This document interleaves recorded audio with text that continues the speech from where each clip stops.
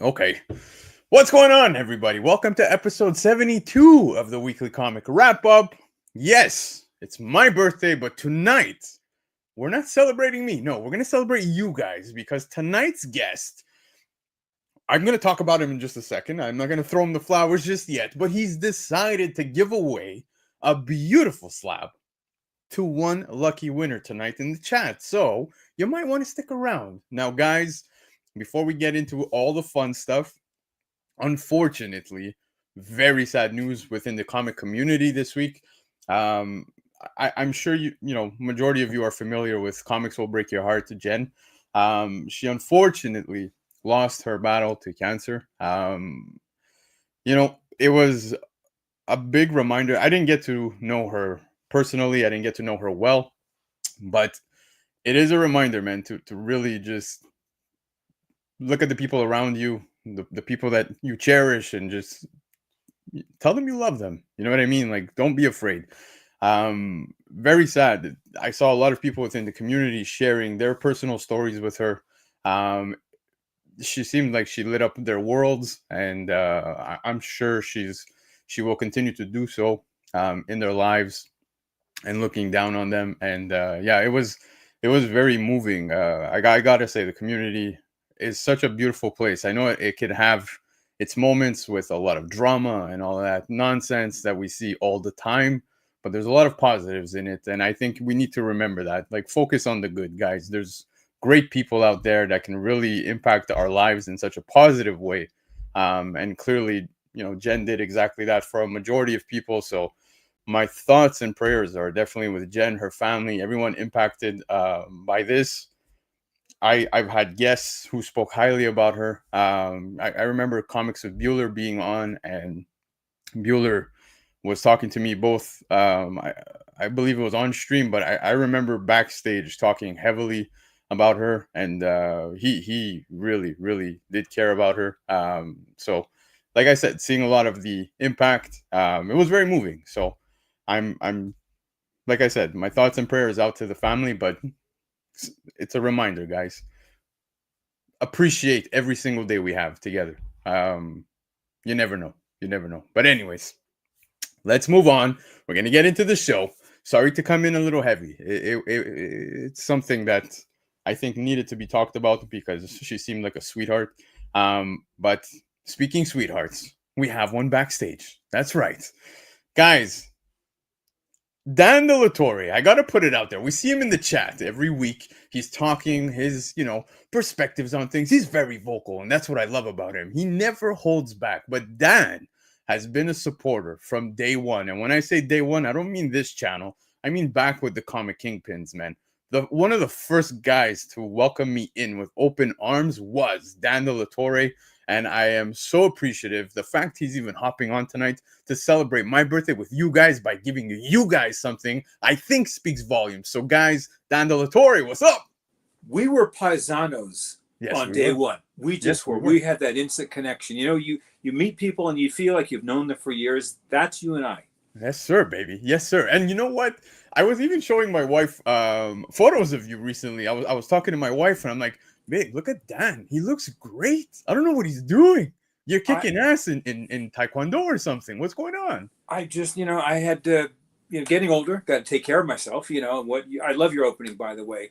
This is not just a community, it's family. It's an extended family. I love everybody here because that's, and you give to your community, you help your community, you work with your community, and you have fun with your community and your family. And so that's who we are. So, but as far as myself, I've lost like 50 pounds. And you look amazing. Thank you. It wasn't that hard to do, by the way. But I was positive you were getting ready for a third marriage. I don't know what's going on. No, I'm doing okay. I feel fine. I feel just great, but I'm keeping on myself. But thank you for asking. Hell yeah, man. And Dan, like I said, it's crazy because we've gone 72 episodes on this channel. I've had you on once, but never have we had you on a Sunday where it's just you and I talking comics, talking the market, talking FOC, all topics. But tonight, I actually have a surprise for all of you. Yes, you can see that we are back. StreamYard, full pin, guys. I'm back full pin on StreamYard. There's no more duck up there. But no, that's not the surprise. The surprise is that you're giving away a slab. But not only are you giving away the slab, Um, the owner of the company is going to hop on tonight at the end of the show to come and talk about slabs in general, the company in general. We're going to have some fun discussion regarding the hobbies, slabs, what's the current state of the market, etc., and get to learn a little more about which company is that, Darren? EGS, That's right. Expert Grading Services. Do you want to show the people, the good people, the slab that they have a chance to win tonight? I do. Look, like I said, you want to give to your community, and you also want to help people. This helps you. This helps out your channel, and this is something that's exciting that someone's going to wind up with this here. And this is the gentleman who we are also are brothers. I like what he's doing. I have problems with the big company CGC. We'll talk about that towards the end of the show. And I wanted an alternative, and I didn't care for CBCS, PGX. I don't bother with, and now PSA's coming up. That's different. Let them stick to cards. But this is what you guys are going to have here. This Incredible Hulk number 122. Great. By the way, this is an underrated book. Get your hands on one if you can at some point, because there is going to be a Thing versus Hulk battle. But look what I got here. I got this raw, got it off eBay, and I got a beauty. 7.5 white pages, Roy Thomas story. These slabs are fantastic. Again, it's a great alternative to if you have problems with CGC. But any company. These are solid. Yeah, any company. Absolutely. These are solid. One thing I can guarantee, what is on this label is in the slab here. And so this is going to be yours. One of you guys is going to walk away with this. I'll be sending it to you, including Canada. I'll take care of the shipping costs and all that. But this is for you guys, because I love my family. I love my community. And you give back to your community. And one of you guys is going to have this in your own collection.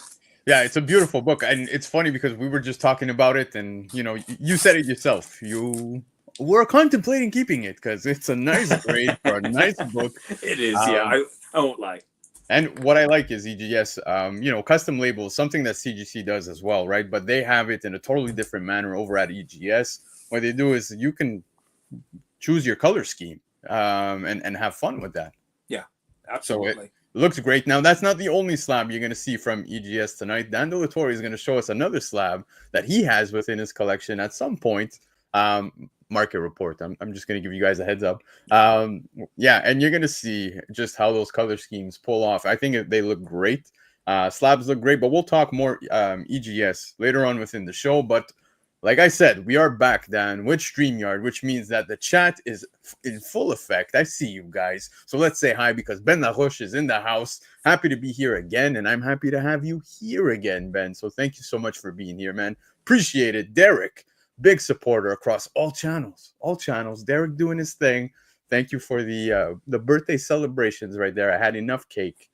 No more cake, please. I feel good again. I'm looking good. I don't want to do this. Love for comics in the house. Yes. Had a phenomenal weekend. I hope you did as well. Dan, did you have a good weekend? I had a great weekend. Yeah, I'm blessed. You and I are lucky men. We have wonderful wives in our lives, so that makes it work. That's exactly what makes it work. You need gifts, goods, and books. Well, you have a chance to win some tonight, so there's that. But thank you so much for the birthday wishes. Love you, and thanks so much again for coming to hang out tonight. There's this handsome fella in the chat right here. Tales of Suspense, I see there. First Iron Man. Talk to me. Is that your Grail book? That is my Grail book. Yeah. There was this guy. We won't mention his name. Yeah, he's still jealous.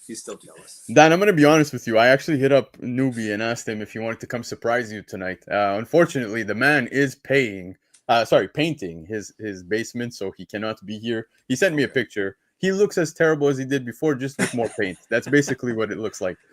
So, yeah, no Newbie tonight.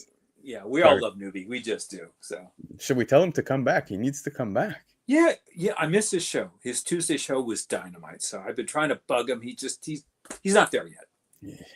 We need to talk to this man. We need to talk to him. But JF, man, what's going on, brother? Appreciate you being here. You got Derek C in the house. Derek, how's it going, brother? Derek was hitting me up talking about shops, LCSs. I don't speak highly of Comic Legion just because they are part of this show. No. Locally, guys, if you're looking for a shop in Canada, if you're in Montreal or anywhere in Canada, I highly encourage them. Probably the cheapest you're going to find out there. So definitely go check out comiclegion.ca, but we'll talk a little more about that in just a minute, because we're going to go through the FOC picks of this handsome fellow right here. Lefteros Comics. That's right, Lefteros. I'm assuming he's handsome. No one's ever seen him, right? No one's ever seen him except myself. Don't quote me on the handsome side. But anyways, Lefteros, I appreciate you being here. We're gonna get through the FOC in just a minute. You got Eddie in the house. What's going on, Eddie, brother? Appreciate you being here. Got Val in the house. Dan, what did I say about the community? There's great people. They're all here in the chat tonight. Look at this. You got Mehdi in the house. Appreciate him as well. Another gentleman who cleans presses and submits to CGC or anywhere if you guys want to submit your books. So definitely check out Mehdi. You got Christian in the house. Yes, Christian, what's going on, brother? Appreciate you swinging by tonight. Derek, what's up, Derek? Yes, you have a chance to win tonight, man. So keep an eye out. Guys, I'm seeing super chats coming in here. What the hell's going on, man? I'm not taking this off, guys. Dan, maybe. Dan might have to do it. I ain't going to do it. He's looking good lately, not me. Hold on. If I take my shirt off, they'll take their money back. Probably. Yeah, we're going to owe them money. We're going to owe them. I'm kidding, Dan. Michael Baker, guys. Baker Shakers are on deck tonight, and they're looking mighty fine. Trust me when I say mighty fine. Dan got a glimpse. And that's why we're late, guys. That's all I'm going to say. That's why we were late. Yeah, you know which book I'm talking about, Dan. But all right, who else we got here? Eddie's in the house. What's going on, Eddie? Appreciate you being here. The love of my life, wishing me a happy birthday all weekend long. Took care of me all weekend, and of course in the chat. So appreciate you, babe, so much for being here. And I apologize because I know I'm talking too loud. You're across the other room trying to watch 90 Day Fiance or whatever it is, and I'm sorry. I'm sorry. Trek Wars, guys, another awesome shop. If you're in the United States, check him out, man. Check him out. Trek Wars, yes. I can't do that even if I try. Oh, not bad. Not bad. Not bad. I can't get it straight, though. I got to go at an angle. Man, yo, 72. Happy birthday. Yeah, 72. 72. Dude, you'll laugh. 35 today. Had to go shovel because we got a lot of snow this morning, and my back hurts, bro. It's not good. It's not looking good for me. 35, Dan. You're gonna have to teach me how to stay in shape. Dagger's in the house. Dagger, appreciate you being here. We got Nerdy Geek in the house. But Dan, we're gonna pit stop right here. This gentleman, this awesome gentleman right here, Uncanny Swag. You're wearing the t-shirt. Talk to me, Spine Ticks. Swag, my brother. I hope you've had a great sports day. This is his day to relax because he's a huge sports nut. Yep. Love you, Swag. I will see you next Saturday. Thanks for dropping in. Hell yeah, man. You know, I Sunday mornings is usually when I catch up on some of the Spine Tick stuff, and you guys are always either making me laugh, pulling up some heaters when it comes to, well, I mean, making me laugh is a guaranteed on that show. If you guys want laughs, go check out Spine Ticks. Moved over to a new channel, Spine Ticks Live. Right. So you definitely want to go check that out. But man, you guys, weekly hauls. I don't know how you managed to pull such amazing books, Dan, between yourself and Swag and Sith. I got to say, the three of you bring the fire every single week. Yeah. Great show. Love my brothers there. Hell yeah. Paul in the 619 in the house. Yes, absolutely. To Jen. Like I said, I didn't get to know her personally, but I was very moved by the posts I was seeing from everybody in the community. Steph's Comics is in the house. What's up, Bedru? Appreciate you being here, man.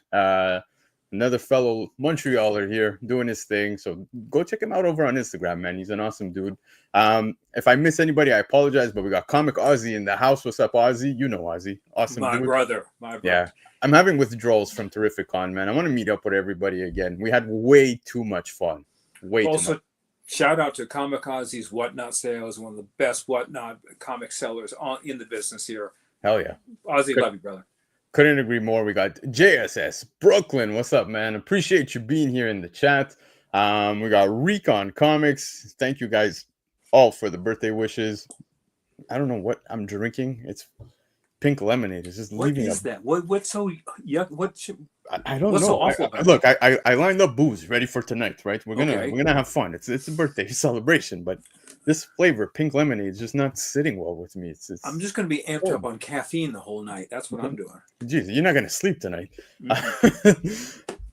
Dan, we know this guy, Hyper Combo Comics, my brother. I know we show a lot of we tend to bash each other often, but out of everybody, he's a brother at 100%. Unfortunately, this was said live. He's gonna hold me to this, but yes, nothing but love for Hyper. Love take this. Hyper is one of the sweetest and smartest gentlemen out in the comic community. Love you, Hyper. No, don't lie to people. I just said that he's a brother. That's all I said. Kenneth is in the house. What's going on, Kenneth? Appreciate you being here. Got Alex in the house. Guys, I'm going to speed it up just a bit because we have a lot of stuff to talk about tonight. If I miss anybody, I apologize. But Michael Schwartz is in the house. What's going on, Michael? Appreciate you being here. I got to shout out some of these super chats. You guys are nuts, man. Thank you so much for the $4.99 JSS Brooklyn. Not necessary, but I definitely appreciate it. It's going to go towards the channel. So whatever money comes this way, we'll put it back into the channel and find ways to give back to you guys too. There's still a lot of ideas on the table with myself, Comic Legion, Comic Nation, where we can give back to you guys. So I think that would be ideal. I don't want to keep a single penny from you guys. Alex, I'm not 23, 35, man. 35, halfway to 40. Eddie, dude, you're nuts. $6.99. You guys are crazy. Thank you so much, Alex. Man, yo, what are you guys doing? It's getting crazy, getting absolutely crazy. Derek, wow. Well, first month of StreamYard is now paid. Thank you guys so much. I appreciate it. Michael Lau, yo, dude, Dan, StreamYard got crazy expensive. I don't know if you know, it's like $60 Canadian per month, just to go live. So is what it is what it is. Love for comics. Another, you guys, thank you so much, man. I'm overwhelmed. It's like, stop. It's no more. We're giving to you tonight, not to us. Not to us. Chia Pet's in the house. What's going on, Chia? Appreciate you, brother, for being here. My wife telling me to shut up. Yeah. I love it. I love it. Love you, babe. Yes, Armin's in the house. What's going on, Armin? Appreciate you being here. Guys, go subscribe to Comic Book Corner, man. Some amazing unboxings from CGC. All his submissions he does, it's just absolutely insane. You'll even see some 9.9s here and there, so go check it out. Joffrey Castro's in the house. Guy Forge is in the house. Yes, happy Sunday to you, my good sir. Bro, you're slacking on some of the foods. Guy, send it my way. Cliff. What's going on, Cliff? Appreciate you being here. We got 7 Magic in the house. All right, I think we almost got everybody. Peter's in the house, so thank you for being here. 17 minutes saying hi to people, speaking with y'all. Dan, I think it's time we get into the FOC. Are you ready, sir? I'm ready to go. Let's go.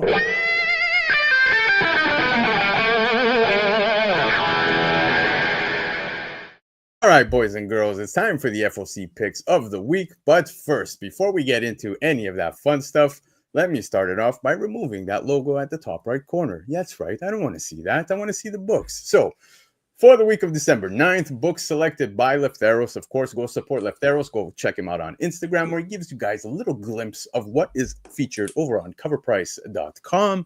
Full articles are written there, but if any of these books interest you and you live in the United States, go visit comicnation.us, where you can get yourself 15% off of the cover price, but get yourself an additional 5% off of these books by using discount code Black Crown. Again, that's if you're within the United States. But Canada, well, we have Comic Legion, so 20% already on cover price. But if it's your first order, you can get an additional 5% off by using discount code ENLIST. So go visit comiclegion.ca. Dan, let's get into the first one. Here we have Helverine issue number 2. Now, this is the main cover. Solicitation states this will be a key issue that expands the Helverine mythos. But what's interesting about this is that it's hitting FOC, and we have yet to get issue 1. Issue 1 is expected to drop, I believe, this week or next week, somewhere around there. But I think it's a no-brainer because Helverine's been great. I love the Dakin stuff. Possible key issue right here. Kendrick Lim putting together a beautiful cover, but so did Panosian. I know people, I think we could agree, Panosian's had a crazy year, a phenomenal year when it comes to art. This one, I think, falls a little bit flat. I'm sorry, guys. Maybe it's not the what everybody wants to hear. I think it's one of his weaker covers, but still beautiful. It's still beautiful. The fact I'm saying it's still beautiful and it's his weaker cover, I think speaks a lot about Panosian. But 2 awesome covers, great book to pick up. Dan, have you been up to speed with what's going on with some of the Helverine Dakin stuff? No, I haven't, but this cover looks like a combination of Wolverine, Ghost Rider, and Black Panther. I don't know what they were going for with this particular cover, but Dakin is the son of Wolverine. Oh my God, you guys, stop it. But yeah, he's, you know, the son of Wolverine. Great character. It's been amazing. Wolverine, that is exactly what you said. The first two combination wise, yes, you are spot on, and it's been awesome. Like the first volume, at least, I think it was like 4 issues. But now we're going to be getting this, so I'm excited about this. Totally going to pick this one up. Um, and yeah, Alex, thank you so much. By the way, buy yourself a small key for your birthday. No, thank you. I will again find a way to give this back to you. Also, thank you guys so much. Chia Pet saying, don't say the disclaimer. Well, guys, you buy the books you like. That is the disclaimer. No one's telling you to buy all these books. But if there's a book I will tell you to buy, Dan, I know you game, right? Are you a retro gamer? Or are you playing Call of Duty? What are you doing? Mostly retro, still playing Halo Reach. Yeah. Hey, Halo Reach is amazing. And not ashamed to teabag, even at my age. Yeah, you have to teabag. When you kill somebody, you got to teabag them. That's how it works on right. every. It pissed me off. So if you get teabagged by me, you deserved it. Absolutely. But Uni, I appreciate you being here. Thank you for the birthday wishes. But I want to talk about this very quickly, guys. Fantastic Four issue 28. The Momoko variant. I say it relatively often how I feel about Momoko. Not my favorite artist, but she absolutely put together a stunning issue right here featuring Galacta with Jeff the Land Shark. Now, I've played Marvel Rivals since the release on Friday. I look, it's Overwatch. It's Overwatch with Marvel characters, and I gotta say, it's okay. I'm not gonna say it's the best game. It's really not. It's okay at best. But Jeff the Land Shark is a machine. He's a beast in the video game. I think a lot of kids are gonna flock to this character. A lot of people are gonna like this character. The smallest dude in the game annihilates, absolutely annihilates. Jeff the Land Shark. Watch. The kids are gonna flock to this. They're gonna love this. I love this cover. It's one of her better artworks, because I'm with you. I'm on the fence about Peach Momoko. Either she's one of those weird, well, not weird, but either she hits it or she doesn't. It's one or the other. Absolutely. I don't disagree with you. And for myself here on this one, she absolutely hits. Now, I want to talk to you guys about Lucky Devils #1. Here we have the cover A. The solicitation alone for myself is a sell. It's a sell. It's an absolute sell, because it's a tale of two rebellious demons who decide to start a revolution in hell. That's right. The reason why this is the thumbnail tonight is not because I felt like this could represent Dan De La Torre and myself. No, it's mostly because you got Charles Soule behind this one and Ryan Brown. If the font and this cover seems a little familiar, I hope you guys remember 8 Billion Genies, how that did. That did relatively well. Well, the pair is back again, guys, and they're bringing us the Lucky Devils. So I think some people might sleep on this, kind of like they did with 8 Billion Genies. Will they hit again? We shall see. But I like this. This seems fun. It looks like a fun episode. I didn't read 8 Million Genies. I heard a lot of good things about it, but this is a good follow-up. Yeah. This looks fun as hell. Like I said, solicitation looks amazing, and I didn't do that. No pun intended. With this looks fun as hell.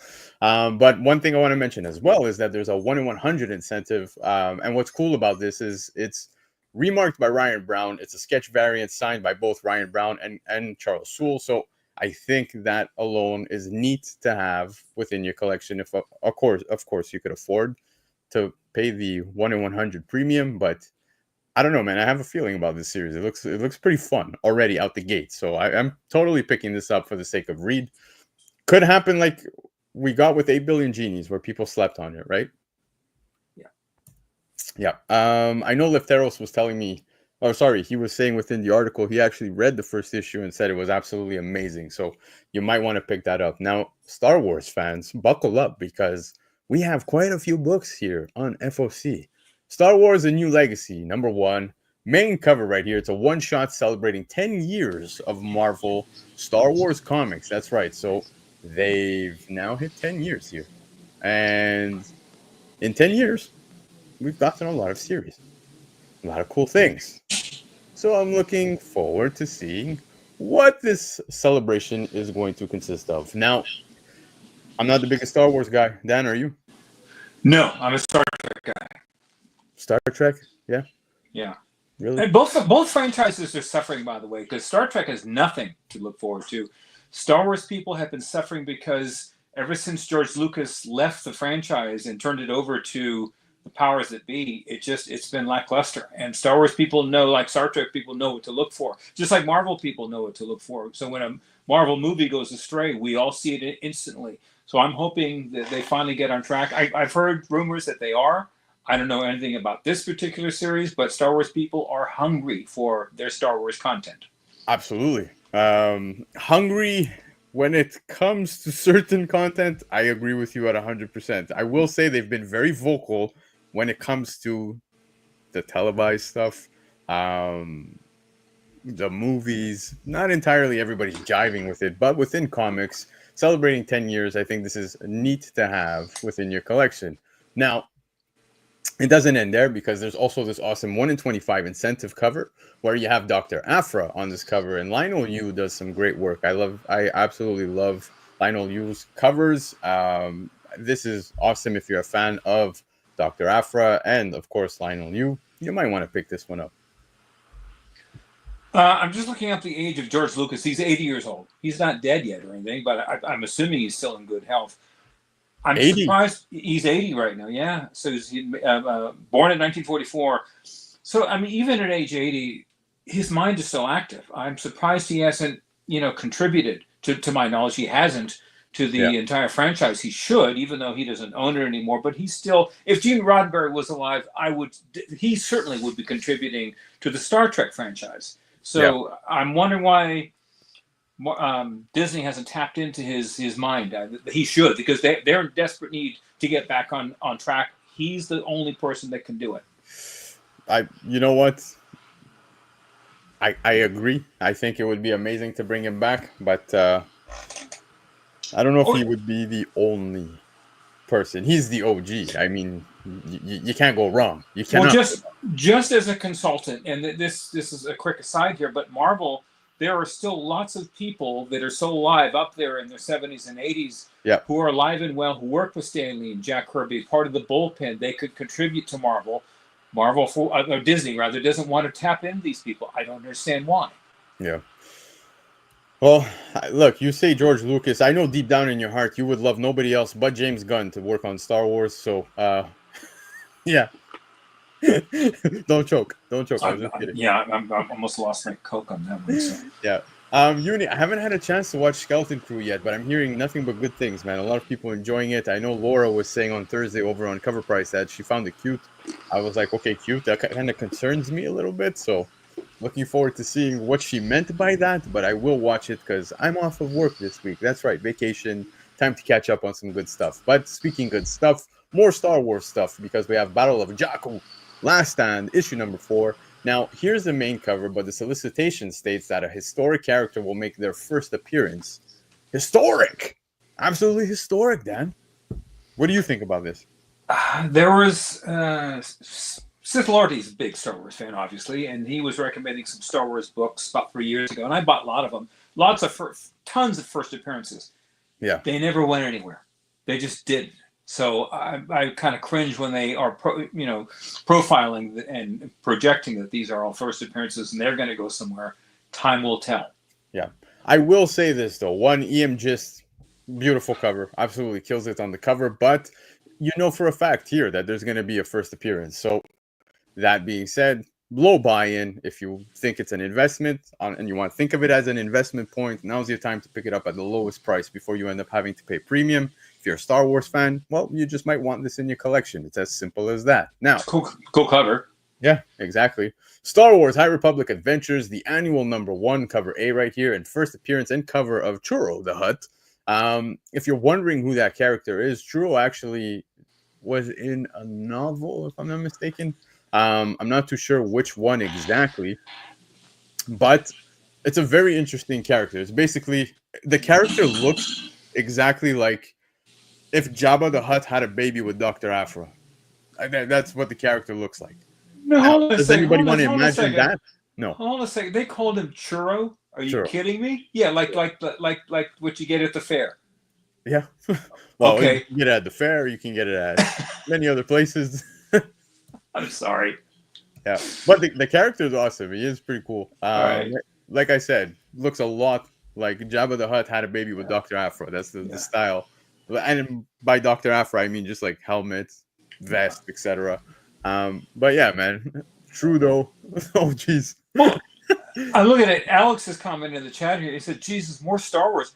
He's Well, not wrong. They're flooding them. They've always been flooding the market with Star. Here's another Star Wars book here's here. another one. Dan, I'm gonna Jeez. hit you with another one because we have High Ah, Republic Adventures, Echoes of Fear, #4, cover 8, the introduction of the Rod of Ages. Now, I've not been reading this, so I cannot say anything further based on this. But coming from Lefteros, he says that you know there's a lot of good story here related to the Echoes of Fear.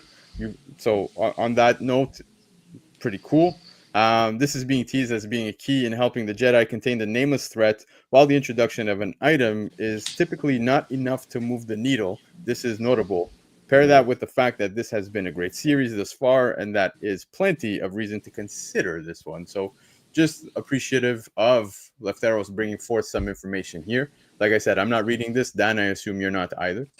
I'm not, and I don't want to knock it. It may be a great story for all I know. I have no interest in it. The covers are always cool, but again, they're oversaturating the market, and that's usually not a good sign. Yeah, yeah, agreed. Anyways, Star Another Wars. one. Star Wars hyperspace stories. Yes, we're gonna hit you with Star Wars all day long, baby. The Bad Oh Batch God. Ghost Agents #1. Here's the cover A. But what we need to factor right here, I think this is an awesome book to have because Bad Batch is heavily loved. I enjoyed Bad Batch. Who the hell didn't? If you guys missed out on Bad Batch, please, I encourage everybody to check out some Bad Batch stuff from back in the day. But first Bad Batch solo comic book series here, and that alone is worthy of a pickup, in my opinion. Characters that may appear first appearances as well. It seems very much so like it's gonna happen. Bad Batch. I agree with love for comics. Let's fucking go because this is gonna be a fun read. This I am not sleeping on. I'm picking it up. Like I said, no one's telling you to pick it up. I'm picking it up. Okay. So you pick it up, you read it, let us know how it goes. I will. I'll order a second copy just in case Dan gets FOMO after the fact. But yes. Well, you said you're a Star Trek guy. Let's get into your neck of the woods because we have Defiant issue 23, 1 in 10 incentive by Takashi Okazaki. Now, Okazaki's done amazing work, even on Star Wars side of things. This cover is just gorgeous. 1 in 10 incentive. I love it.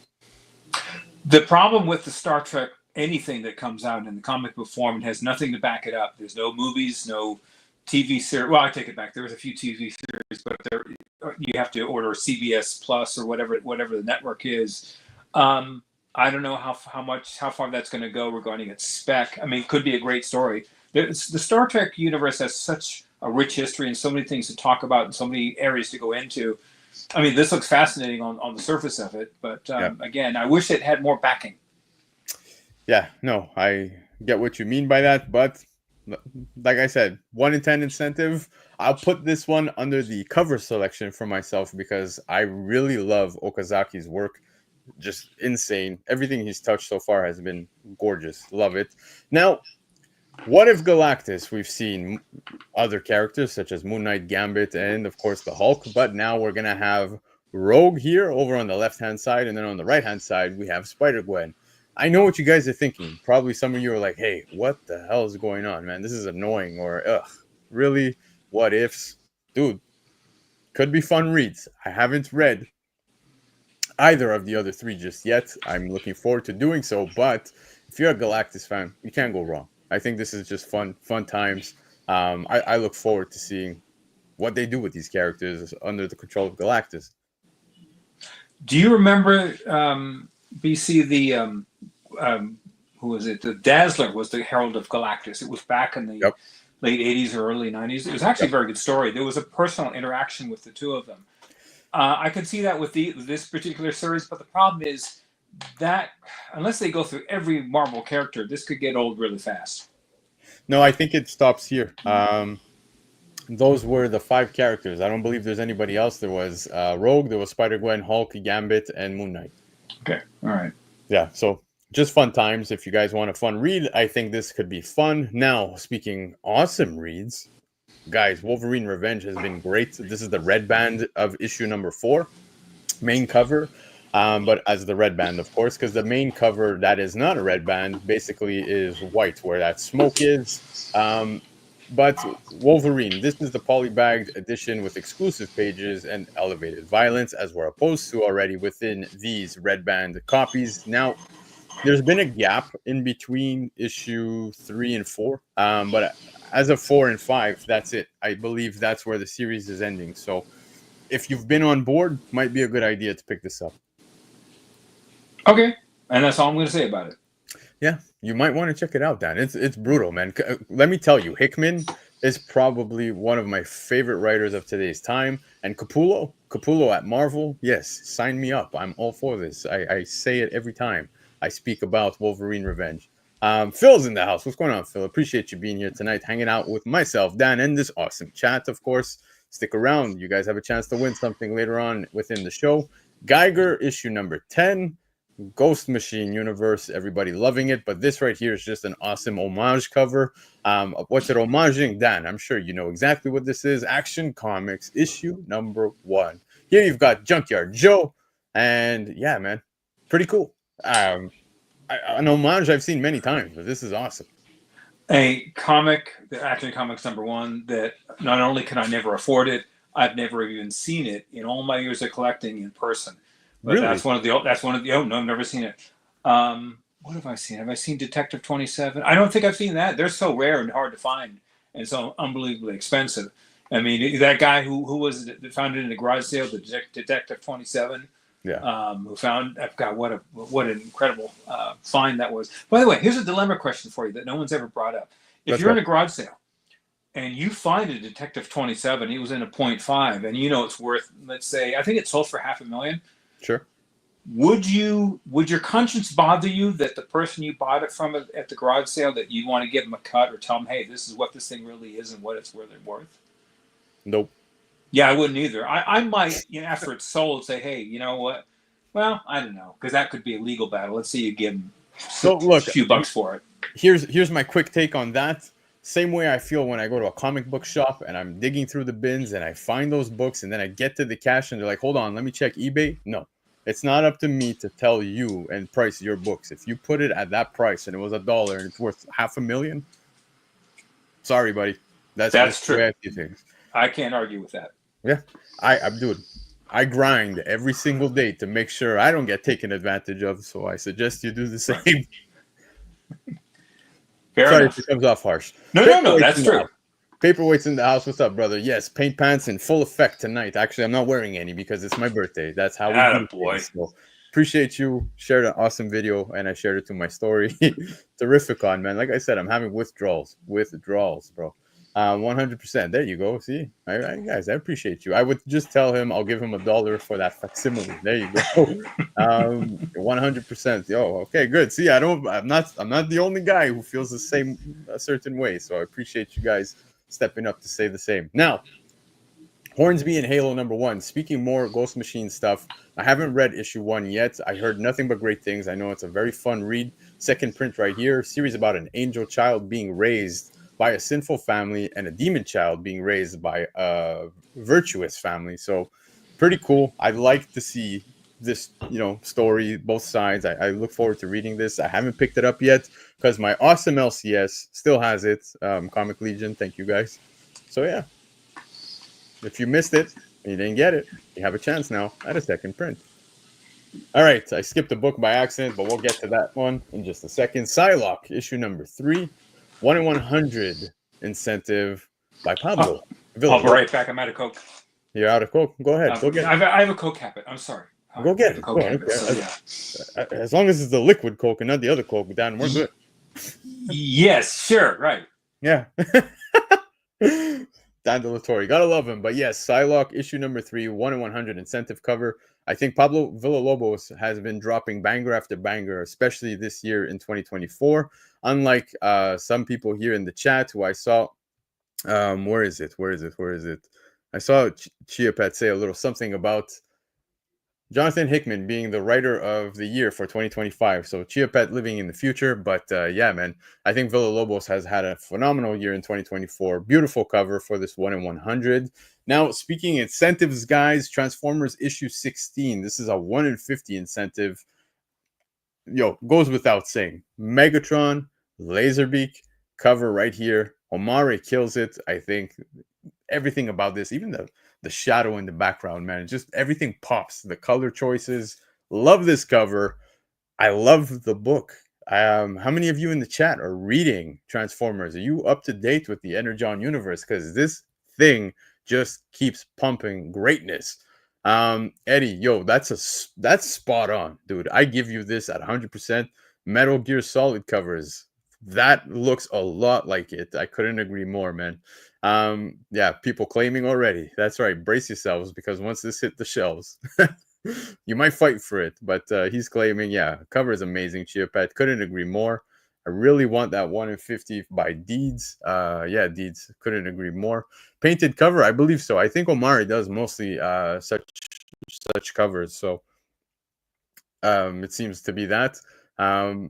Uni saying this will double up ratio. Yo, it's so good. So I have a slight confession, guys. I spent the weekend. Look, I'm getting old now. I fell asleep twice watching the movie, but I was watching Transformers. What is it? Rise of Night or something like that. The one with Shia LaBeouf.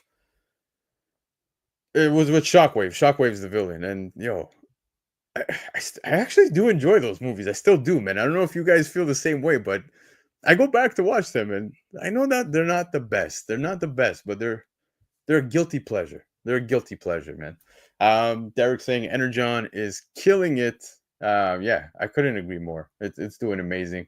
Dan, what do you think of this Megatron cover? 1 in 50. I like Megatron. I haven't heard Megatron in a long time, so it's a cool cover. I like the three dimensionality that it has in the background. You know, the silhouette in the back. So that's very cool. Yeah, it's very neat. Now, speaking neat covers, Wolverine Revenge has a red band for issue number 4, 1 in 25 incentive. Stephanie Hans doing this one. You like these. I know you like these. These got to speak to you in some form, Dan. Talk to me when it comes to these throwbacks. I was never a horror fan, and I never got it. I know a lot of people love the horror genre. It never really appealed to me. Long story as to why I would take up the entire show explaining why, but they are cool. I'm considering getting one. The problem is though, they're damn expensive. They're way expensive to get the horror Yeah. films. Although a nice alternative is the Bronze Age horror, which is actually kind of underrated and very affordable. But this is a very cool cover, especially with Wolverine. Yep, I agree with you. It looks amazing. Love this. Beautiful cover. Stephanie Hans doing great things. Now, buckle up, boys and girls, because we are on the Mark Spears train. That's right. It seems everybody's on this train in 2024, but no, we don't get a 1 in 5. We don't get a 1 in 10. We get a 1 in 7 incentive. What a strange number. For Green Hornet, Miss Fury #1. Mark Spears put together this cover, guys. Does this have potential to pick up some steam? Who knows? I think it's safe to say anything Mark Spears right now is catching a little bit of fire. You might want to consider. You might want to consider. And the other thing is, I'm not very much at a handicap because I don't know all the new artists, all the new storyline, and all that. This looks interesting, but I'm still. I think I'm a big Silver and Bronze Age guy, so I'm collecting that. Even Golden Age. I've got into the Golden Age. We might talk about that later on. But these are very, very cool. And I'm not opposed to new comics. I've always said that there needs to be new story, new artists, new writers, that sort of thing. So as long as you're entertained, that's fine. Yeah, there's nothing wrong with that, Dan. Collect as you please. But Recon saying that cover alone has 6 versions. And yes, you're not wrong. But we were talking Mark Spears, guys. And, well, what would Mark Spears talk be without monsters? Here we have issue number 2 going to a second printing. I love the Dracula cover right here. The holding of the head is just so gruesome, so awesome, sick. I said it over on Covrprice how I felt like, monsters, I really thought when it was popping off was going to happen solely based on the fact, well, it was towards Halloween season, right? We thought, hey, Halloween, it makes sense. People like this. But no, man, Mark Spears is crushing it. Really had his big break in 2024, if you ask me. I know you could consider other things big breaks, but I really think he hit a whole other level in 2024. So you have this awesome cover right here for Monsters issue number 2, the second print, but issue number 3 bringing us this banger right here. That's right, Dracula living our dream, having multiple brides of Dracula. Issue number 3, cover B, Mark Spears, goes without saying. It's a pickup for me. You got also this cover C of Ilsa. Um, yummy, yummy. Are you into Mark Spears so far? Like these are, he, not that he's a relatively new artist. Mark Spears has been doing covers, art for a little bit of time, but really kicking off. I think 2024 has been his year. It goes without saying. You digging the covers? These are what I used to call newbie covers. Newbie. And I'll just leave newbie covers. Yeah, I'll just leave it at that. If you remember the old newbie show, Yes. these would be profiled. Dynamite pick of the week for sure, for sure. But not Dynamite, unfortunately. No, this is Keen Spot. Now I want to show you guys 2 other incentives right here. So basically to the left-hand side for Mark Spears Monsters issue number 2, that's the second print 1 in 20 incentive. And then to the right-hand side for issue number 3, you have the 1 in 25 incentive, which, guys, in my own opinion, to each their own. I think that some of the regular covers that are available at Covrprice for issue number 3 are better than the 1 in 25 incentive. But considering it's a ratio, we'll see how it does on the secondary market. Now, Dan, we made it through the FOC selections of the week. Guys, like I said, if you liked any of these books, no one's telling you to buy them all. Purchase what you like. But if you're in the United States and want to purchase, go visit comicnation.us where you can get yourself 15% off of the cover price. Use discount code Black Crown to get yourself 5% off, and you'll have 20% off in total. Canada, comiclegion.ca, 20% off already on the cover price. But if it's your first order, get an additional 5% off by using discount code ENLIST. And of course, if you want to read more stuff related to the picks for tonight or just anything in general, guys, go check out coverprice.com. You can get so many awesome features, the daily shakers, the top 10s, so much greatness. Go check out coverprice.com. I encourage you all to, at least use the free trial, see how it works, play with the website, enjoy, and go check out the YouTube channel as well, where you can catch myself with Laura, Marty, and Dr. Yo-Yo every Thursday night going live with the Shaker Show. And there's the top 10 on Tuesdays as well. So there you have it. Dan, we made it through the FOC.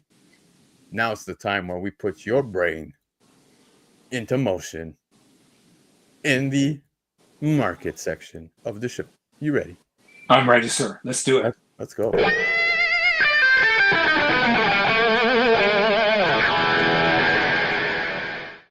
All right, Dan, why do I say your brain in motion? Well, that's because Dan gives so much great information when it comes to certain books, especially when it comes to the Golden Age, the Bronze Age, the Silver Age, you name it. He loves comics, man. And a lot of the books tonight are, I would say, highlighted around him. You know what I mean? This is his collecting style. And then there's some things that, well, we're just going to have fun with because it's my birthday, guys. So stick around. Let's go. First issue. Foom number 4, cover by Jack Kirby, CGC 8.5, selling at $415 US, was a cover price daily shaker. Now, Dan, we spoke about this briefly as we were browsing through some of the cover price website over on Thursday. And, Foom magazine is something I've never had the opportunity to open up in my life. I've never read a Foom magazine. I've never seen a Foom magazine. But I will say what I have seen from Foom is some of the best covers I've ever seen. No matter which magazine, every cover is amazing. Whether it's Steranko on there, whether it's Kirby, you name it. Some of the best artwork ever. Over my collecting career, I've passed on so many of these. Oh, no. And now I'm kicking myself for not doing that. I have seen this cover, and again, I wish I could have it. At some point, I probably will. But again, you can't argue with Jack Kirby. I mean, look at that. That is Marvel right there. That is classic Kirby, classic Doctor Doom. And again, this predates, people were saying that Doctor Doom looked so much like Darth Vader. No, Doctor Doom came out over a decade and a half before Doctor Doom, the Darth Vader. I Yeah. meant to say. No, that came out long before the Star Wars franchise. So, but again, there's nothing like Jack Kirby art, and so there never will be. He's one of a kind. Yeah, absolutely one of a kind. Now, like I said, these covers on Foom magazines are probably some of the best covers of all time, in my opinion. So many great artists. When I saw Foom number 4 right here with Doom, it kind of reminded me of the Marvel versus Capcom covers that are coming out right now as we Mm. speak. It really gave me that vibe, and it's just amazing, absolutely gorgeous. Shout out to Gabe. Gabe, of course, over at Covrprice, Lords of the Long Box. I'm sure you guys all know who Gabe is, but you know, letting me know exactly what Foom entailed. It was basically, you know, fans and just behind, not behind the scenes stuff, but like, you would get letter mails and stuff like that were inside the Foom magazine. A lot of cool things that we didn't get within just the regular comics. Now, Foom has my attention. I got to say, there's a lot of nice covers that I really want to pick up. So I like this sale. 8.5, $415 for this Foom issue number 4, I think is a very good price. Shout out to Cover Price for the Daily Shaker. Now, Dan Territory. This is what I mean by Dan Territory. Fantastic Four, issue 39. We were speaking Doctor Doom, but this Jack Kirby cover has, you could see, Doctor Doom at the back, looking all big and mighty. And then you got Daredevil making an appearance at the front. CGC 8.5, again an 8.5, $695. This one being a Baker Shaker. Now, Dan, what do you think of this one? Any Fantastic Four book, 1 through I think 125 is worth its salt, no question about it. Especially the early ones here. And this is an early Daredevil appearance, and they had high hopes with Daredevil. I mean, he was prominent in the Silver Age, and he kind of tapered off, and he kind of went off into his own thing with Frank Miller and so forth in his own series. Yeah. But these are absolute classics. If you, I mean, I don't have this particular issue. It's now pretty pricey.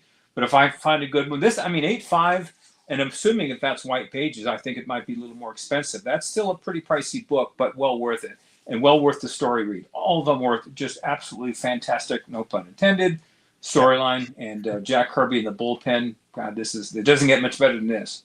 Yeah, well said. I honestly couldn't have said it any better. I think this cover is absolutely gorgeous, an absolute classic in my opinion. Now, Doctor Doom behind there in the background looking big, like Galactus size over these buildings. Kind of reminds me, I don't know why, this cover sort of reminds me of what the first appearance of Silver Surfer, Galactus. I was speaking Galactus. Yeah. Kind of reminds me of that. Yeah, FF48, you mean? Yeah, exactly. Yeah, no question about it. Jack Kirby was the first to introduce godlike characters into Marvel with Galactus and the Silver Surfer. Surfer was Stan Lee's favorite creation, and he had very strict restrictions on his own writers and artists that they are not to produce or write about Silver Surfer without him being there. He later let that go in the 70s, but he was so protective of that particular creation. He loved it. And again, this is how Marvel Comics beat out DC, something thought impossible back in those days. DC was a powerhouse. Yep. But the stories here in Marvel were far better. They were far superior by far from the DC stories. DC was still kind of reeling from the old Seduction of the Innocent days when they kind of kept their stories really tame. It was like Superman flying, saving a cat out of a tree, that kind of thing. Lee and Kirby said, no, we're going to go way overboard with this, and we're going to be bold with our stories and be upfront. And they won over the readers.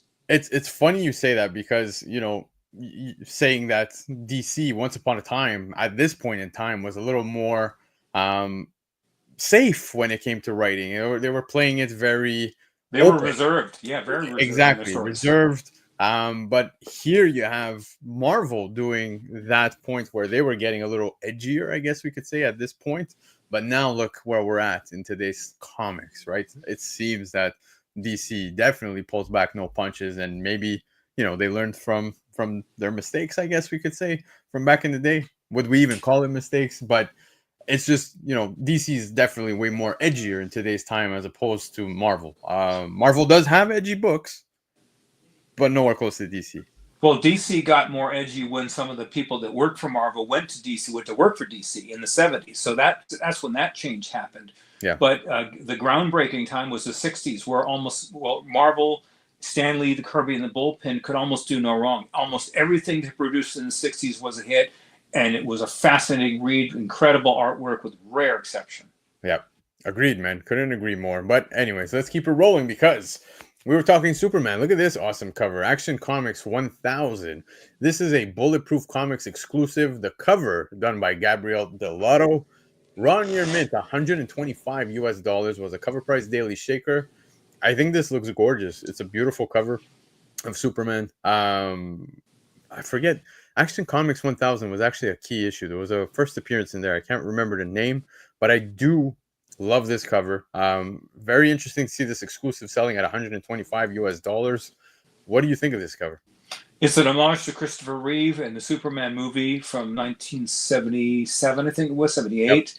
Yep. It's his Fortress of Solitude made of ice and crystal and whatever. It's really a stunning cover. Hopefully I have never read this comic here. 125 US. Oh, for a raw copy. Raw copy. All right. Okay. Yeah. No, it's gorgeous, and I really appreciate what they did, and especially a nice homage to Christopher Reeve. Couldn't agree more, man. On the homage side, it's just beautiful. Everything about this cover is incredibly stunning. Raw near mint, 125 US dollars. I think it earned to be at that point with such a stunning cover, in my opinion. Yeah. But anyway, I would think it'd be tough to get in high grade. Yeah, let's continue talking Superman because we have an all-time high sale here when it comes to All-Star Superman issue number 1. Cover by Frank Quitely. 398 CGC 9/8 on the census, and yet the book in a 9/8 selling at 425 US dollars was a cover price daily shaker. It's funny because, again, this book was all the rage. Everybody was going bananas for this when they saw some of the promo stuff given from James Gunn, all the news, whether it was IGN, whether it was comicbook.com, whether it was Screen Rant, everybody was using the image from this book. And a lot of people started to flock to this book after that, right? There's a lot of hype building up now when it comes to the DC James Gunn universe. But seeing this sale at $425, wow, this was impressive. Okay, these people, in my opinion, I'm just going to say it like it is. The older I get, the more I just sort of blurt things out. That's the way we like it, baby. They're rolling the dice. They're rolling the dice big time on this. And again, I'm not rooting against the new DC style with Gunn and Zaslav and all the rest of them. They're gambling that they're going to have a hit on their hands, that this is going to go somewhere. I still have my reservations. Superman in this cover here looks like a boy. He doesn't look like a Man of Steel, the solid, confident. Who am I looking for Superman? Not just with Henry Cavill. He was the best Superman we've ever had, even back with George Reeves back in the 50s. But regarding the comics and the animation, the best Superman was the animation from DC, who still dominated. DC's domination of the animated stories is way better than Marvel. And that the stoic look of the Superman and the voice and his persona, that's what I'm looking for. I don't see it and I know I'm judging from one image here, but yeah. I don't see it in this image here, and I don't see it from the previews of what I've seen from James Gunn's Superman and that whole story. Yeah, I agree with you. I don't disagree one bit, but still, I do think somebody may have overpaid for this one, but regardless, 425 US dollars for a CGC 9/8 of All-Star Superman issue number 1. Now, I want to get into Wonder Woman territory here because issue 19 here, first full appearance of Thierry, highest recorded sale to date. Data coming from Covrprice's Daily Shaker. CGC 9/8 selling at 250 US dollars. This is a gorgeous cover. I gotta give it that much. Yeah. I have Wonder Woman number 1. This is Copper Age DC. Good storyline. Good storyline. Now, if James Gunn taps into this and does it correctly, this is not so much rolling the dice. This is not quite a sure bet, but it's the odds are 50-50 on this one if you're going to get this right. What you're looking for when you see these current prices, $250 US in this, is it going to go up? If you're buying for investment, what will make this go up? What will make this go up if James Gunn nails it and he gets people interested in the DC line with based on stories like this, and if they stay true to the storyline, this Yeah. the value of this could go up. Absolutely. I couldn't agree more. I really hope they could, stay true to this. But highest sale to date, $250 as you can see within the chat. Some people saying that this has been in the dollar book for the dollar bins for decades. Yes, true. Yep. Shout out to Derek, but solid book for the collection, and I couldn't agree more. JSS Brooklyn really is. So yeah, if you come across one, you might want to pick it up, especially if it's a contender. Now we're going to move on with more DC books. Detective Comics issue 407. This was very impressive because you have 9/8 over at CGC. There's only 4 on the census, and this beautiful cover by Neil Adams. I think Neil Adams and DC just were a match made in heaven because so many wonderful covers came out of that. But CGC 9/8 selling for $6,700 was a cover price daily shaker. Highest sale to date, guys. It's got to be based on the cover and the dark colors in that cover to get a really. It's hard to find a 9/8. I think most people know that. And it's also Neil Adams. That probably generates, the sale on this particular book here. I actually think, man, I don't want to say it's. Well, no, it's not overpriced. It's 15 cents, so I'm not certain where this. What do you have the year on this one when this came out? Was this early 70s? Yeah, no, I think 70s, somewhere around there. Yeah, okay, I can see that. That's still a little pricey for me though, even for such an iconic book. Yeah. If you'd like, I could tell you guys exactly what the year was for Detective Comics 407. Hold on. Yeah, it was 71. 71. Okay. I mean, this could be an outlier. I'm not really up on how much this book really is valued. But again, the thing you want to do is, will this book go up in value from where it is now? This could be an outlier price. Who knows? We shall see. Yeah, we need to see if anybody else bought it. I don't know how many 9.8s are on the census and how much were they sold for. But 4 on was that? There's only 4 9/8 on the census. All right, I would approach this one with caution. I wouldn't pay anywhere near that until you do your research. Yeah. We gotta see what an EGS goes for. That's what we want to see, guys. That's what we want to see. But anyways, let's keep it going because Batman Daredevil. I want to talk about this for a quick second, guys, because so many people definitely immediately think when the DC Marvel crossover, they flock to the Batman Spider-Man book. Right now, some may not know that the Batman Daredevil crossover actually did happen as well. Now you have the cover here by Eduardo Barreto, 57 9/8 on the census for this one. This one being a Baker Shaker and a CGC 9/8 for only $85. I think that's a good pickup. I think the cover is gorgeous, man. I love the combination of Daredevil and Batman here. This is an example of what I was talking about earlier with Daredevil. When he first came out, he was your standard, I didn't say standard, Marvel Silver Age character. He was a good guy. Yes. But his persona started to change as time went on, especially in the later issues where he became more dark and he became more, not sinister, but he was just more aggressive with dealing with the people he had to deal with. So he's more in tune with Batman. It used to be Captain America and Batman were very similar to each other, but as time went on, they both sort of changed. The Dark Knight became the Dark Knight, and Daredevil became, as I said, very, very aggressive character. So they're more suited with each other. So I can see why they would align them in one comic. Yeah, exactly. It's just awesome to see these two together. Like I said, not many people are even familiar with this or even know it exists. So I just thought it was awesome to see this as a sale that took place over on eBay. CGC 9/8, only $85. So yeah, pretty cool. Yeah. But Dan, I want to talk about this very quickly because in my opinion, probably one of the greatest covers of all time.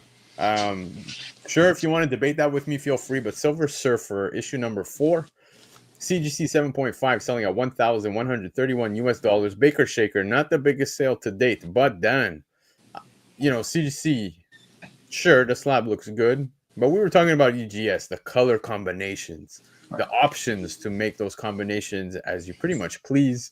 I love the custom labels. Show me this, baby. I would say, and this is a very bold statement, that is the most beautiful cover in Marvel ever, yep. Maybe even in comics. And I actually own 3 of these, but this is my best one here. It's a 6.0. So good. Surfer 4. And it, again, it's I have another one. Is that Tony's got it at EGS. It'll be, in fact, it's supposed to be here soon. It'll be here maybe tomorrow, the next day. So if you can find these, and you got to be very careful with these because it's a square bound book, but they're absolutely stunning. They're absolutely gorgeous. So let me get the reflection out of the way here.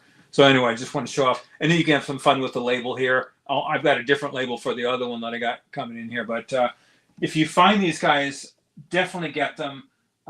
This was also, as I talked about with Lee and his Silver Surfer, he did this not with Jack Kirby, he did this with John Romita Sr. Yeah. This is an absolutely stunning, gorgeous cover. And the artwork was fantastic. The storyline was again classic Stan Lee. 11. This I will say this, depending on the page quality of that one, if it's white pages, I think that's an underrated price for that. This could there's a lot of room for this particular one to grow. Obviously, it's a black label, and you've got the square bound book here. So I would, if I had the money, I'd get that. I'm lucky to have the 6.0 and the other lower grades that I have. But if you get any one of those, that could be a centerpiece to your collection. Couldn't agree more, man. And I really got to say, not because Tony's going to hop on the show relatively soon or EGS being present, it really does stand out. The label, to me, pops. A great color combination choice, by the way. I think it looks amazing. Dan, you chose that, right? I did. We worked together by coming up with a color. I chose another one. I might actually send this back to read. I want to see how the one comes. The other one that I have comes back later this week. But the blue label, you'll see these as I profile some of the other ones. There's a blue tapered label. It's blue and then black at the bottom. That is my favorite color. Label from EGS. I feel like there's so many great color combinations you could put together with EGS when it comes to this particular cover, because there's so many vibrant colors that can pop. So the options are endless, guys. I can't stress it enough. For such classic covers, just a great option. Great option. I love it. So CGC 7.5 on this one, selling at $1,131. Not too bad. Now we want to talk classics, Dan. Let's get to Batman 25, because Dick Sprang cover right here. And no, this is not the ending of Endgame, where Batman and Robin are coming through to save the day. No, does give us that vibe. Yeah. But what's interesting about this book is, yes, you see the all-black cover. It's relatively hard to get a high grade, but you have the only Golden Age team-up of Joker and Penguin within this issue, and a 5.0 selling at $1,743 was a Baker Shaker this week. Love this cover. Love this book. It's just stunning. Okay, quick aside. If I had it my way, at the end of Avengers Endgame, when they're doing these little fireball, I would have brought in the Justice League at the time with Henry Cavill and company beating up on Thanos. That would have been something I would have done. And that would have been the best kept secret had they pulled that off, because it was a multiverse. They could have brought in anybody, and that would have been just dynamite and would have helped out DC. But all these Golden Age, oh my God, I didn't have this one, but I've had some Golden Age Batman and Superman.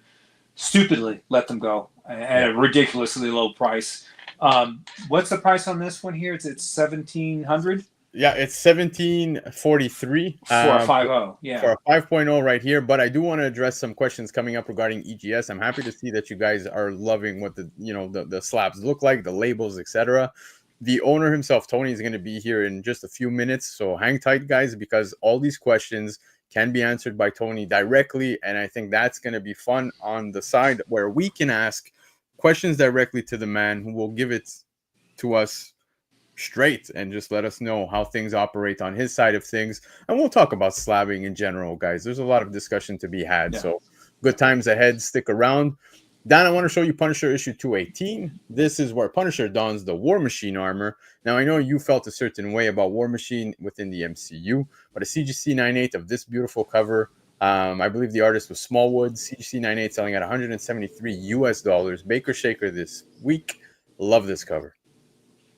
I love the cover, but I more like the idea of the Punisher armoring up, literally, and stepping up his game with a Tony Stark type armor. Think of what he can do with that. If I'm obviously they explain in this series, of course. Because a quick aside, I think Riri Williams was overplayed, and they rushed her through the MCU. James Rhodes is a logical choice for this for the armor, but that's an aside here. But as far as his cover, it's very cool. It's very war torn ish, Yes, So, and I think there's okay. If I was banking on Iron Man 170, and again, if Rhodes had taken over the armor, that comic would go up. But if Marvel's going to go with the Punisher moving forward with the War Machine armor, I think this is a great pickup, and absolutely. this comic could absolutely move in value very rapidly. Couldn't agree more. Shout out to Covrprice for being here in the chat, wishing me happy birthday, guys. Nothing but love for Covrprice. Like I said throughout the show, go visit the website, man. Show some love. Go check it out. Use the free trial because there's so many awesome features and tools over on Covrprice's website. I don't think I need to say much more. But Leftero saying this is a solid deal, and I couldn't agree more, dude. This cover is just a banger. I've seen this sell for relatively higher, so a CGC 98 at 173 US dollars. Beautiful, absolutely beautiful. Now, guys, we're going to get a little peachy as we move forward within the show because Amazing Spider-Man issue number 4, we're all familiar with the J. Scott Campbell negative edition. First appearance of Silk is within this issue, but the Campbell cover doing much better than the actual first appearance cover A, it seems, because that one has come down significantly. Now, CGC 98 selling at 240 US dollars. I got to say, of all the Campbell covers that are available for this issue, this one's probably the least favorite in my books. I prefer the all-color one. Well, I think most people have not noticed as yet that there's a Spider-Man. Is that a tattoo on her back? It looks like Spidey's just free falling, man. It's not looking good. Is it a reflection or is it? Yeah. So no, just in case you hadn't noticed that there's a Spider-Man on her back. So. Oh, I see it. Yeah. There you go. Yeah. This is beyond a newbie cover. Yeah. Yeah. Yeah. It's an ass grabber, I guess. I don't know if I can put it mildly. So there you go. That's fair. You almost choked on that. Whatever you're drinking. Fair enough. But yes, first appearance of Silk. Like I said, many people are very familiar with the colored version of this one. But yes, there's a black and white. There's this negative edition as well that exists. CGC 98 selling for 240 US dollars.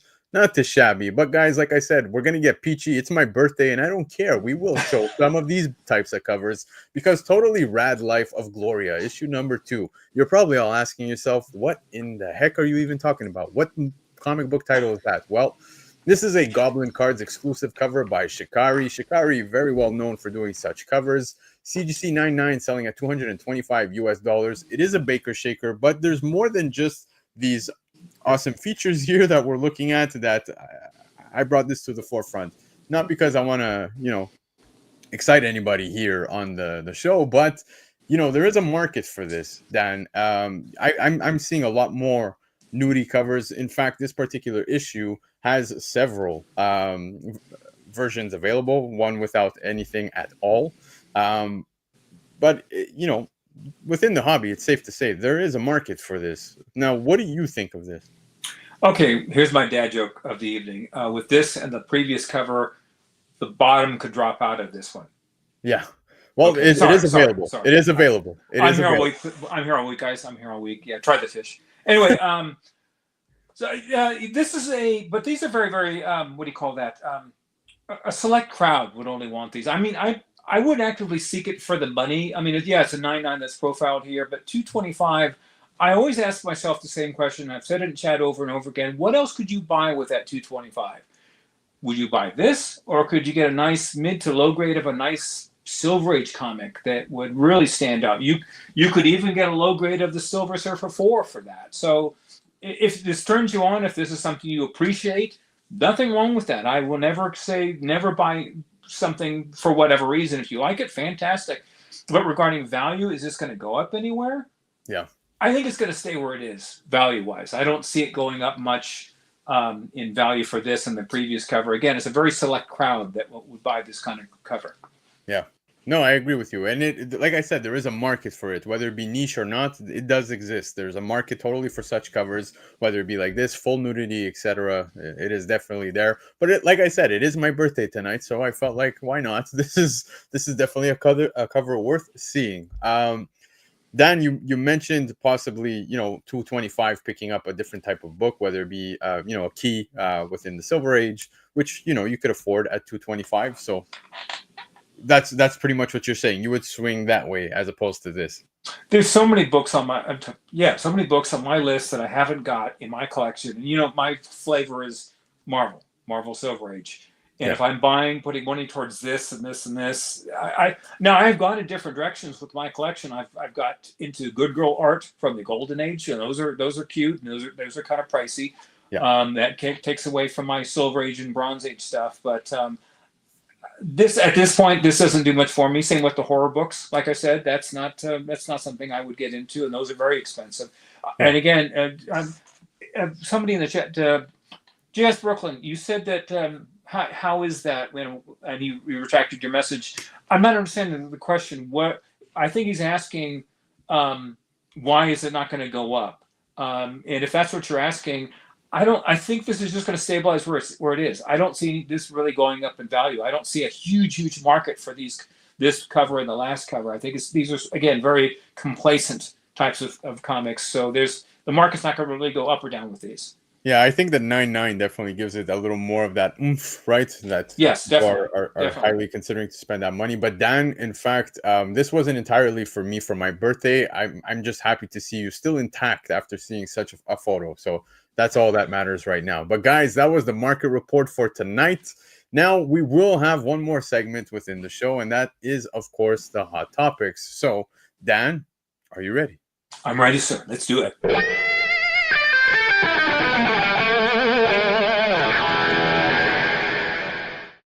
We're coming at you guys fast paced because there's an awesome gentleman who's hanging out backstage waiting for us to speed it up. He's a busy man, but he's made the time to hang out with us tonight to talk about some awesome things on his behalf. A wonderful company called EGS. Guys, welcome Tony Trombetta. How are you, Tony? Good. How you doing, guys? Hey, brother. Very good. Tony, how are you?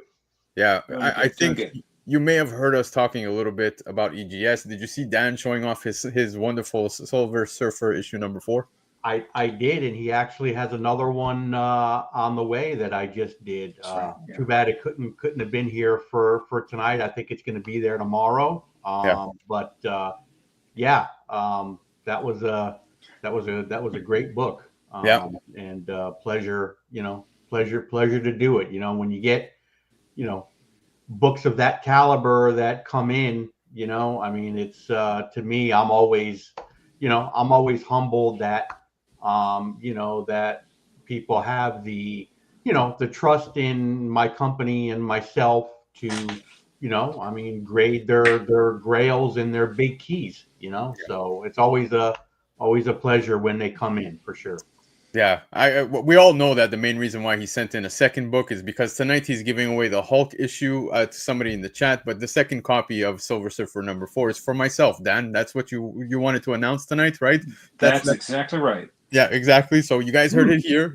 That's where it's going. But Tony, I just want to say thank you, of course, for hopping on.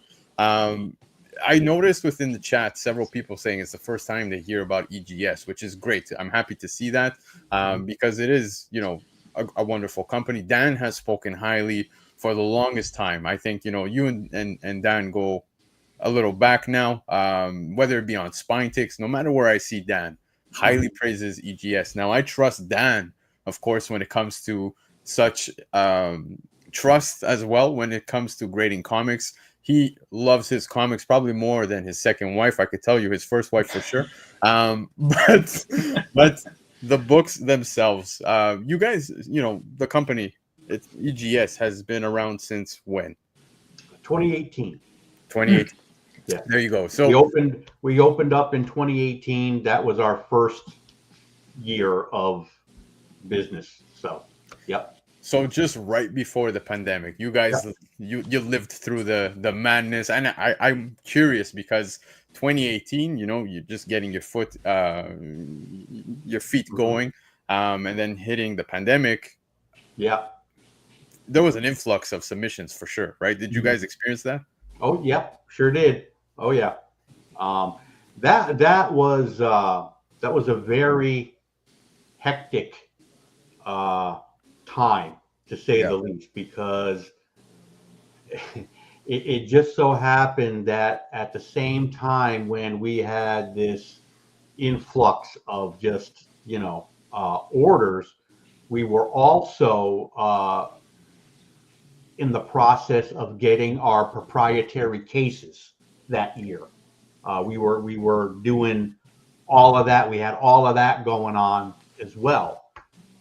So that was, between that and the submissions, it was hectic to say the least. But we got through it, Yeah. and we're definitely better for it. As you know now, like that Dan is showing, we put a lot of hard work and money and resources into our comic case. Yeah. And this is our first entry into the whole, I mean, I don't know, CGC is probably on case number 6 or 7 right about now, but this is our first entry in it, so I wanted to make sure it was the best I can do with the money that I had, and I'm really pleased with how it came out. Yeah. I think it's, to me, I put my case up against anybody else's, and for us it's a big deal because we're not funded by anybody. We're funded by me. So it's been, since we opened up in 2018, it's just been a gradual, organic progression. I Yeah. mean, as EGS grew, that meant the more money I had, coming in. And, I wish, even to this day, it's like I wish I had, a little bit, more money to put into a couple different things. Yeah. But again, it's all organic. So it's all when we reach certain points, we can grow and expand even more. Unlike the other guys, they started out with millions and millions of dollars in capital, Yeah. So it's we're holding our own, we're doing well as a small, company that's, again, like I said, just, owned and funded by me, myself, and I, right? So, Yeah. I don't have a boardroom to answer to. I don't have investors and everybody else, trying to, do their, trying to squeeze out every penny of profit that they can and not care about the customers, right?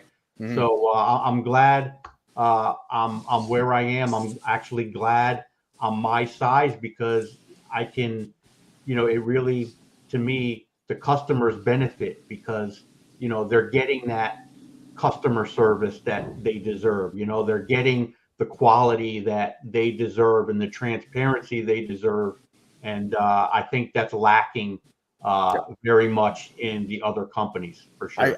I will say I do agree with you when it comes to transparency, and we'll touch on that in just a second. I do want to put it out there to the chat because I noticed the chat got quiet now. People are just watching, zoned in on what you're saying. But feel free, chat, drop some questions. I already see one question there in the chat.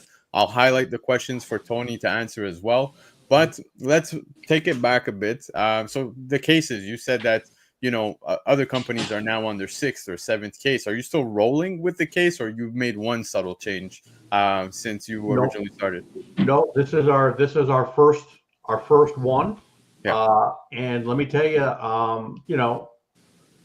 it's probably going to be, a while before I can come out with case number 2.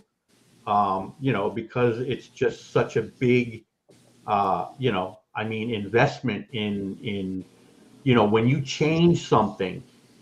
The thing with injection molding, I'll bring you behind the curtain a little bit.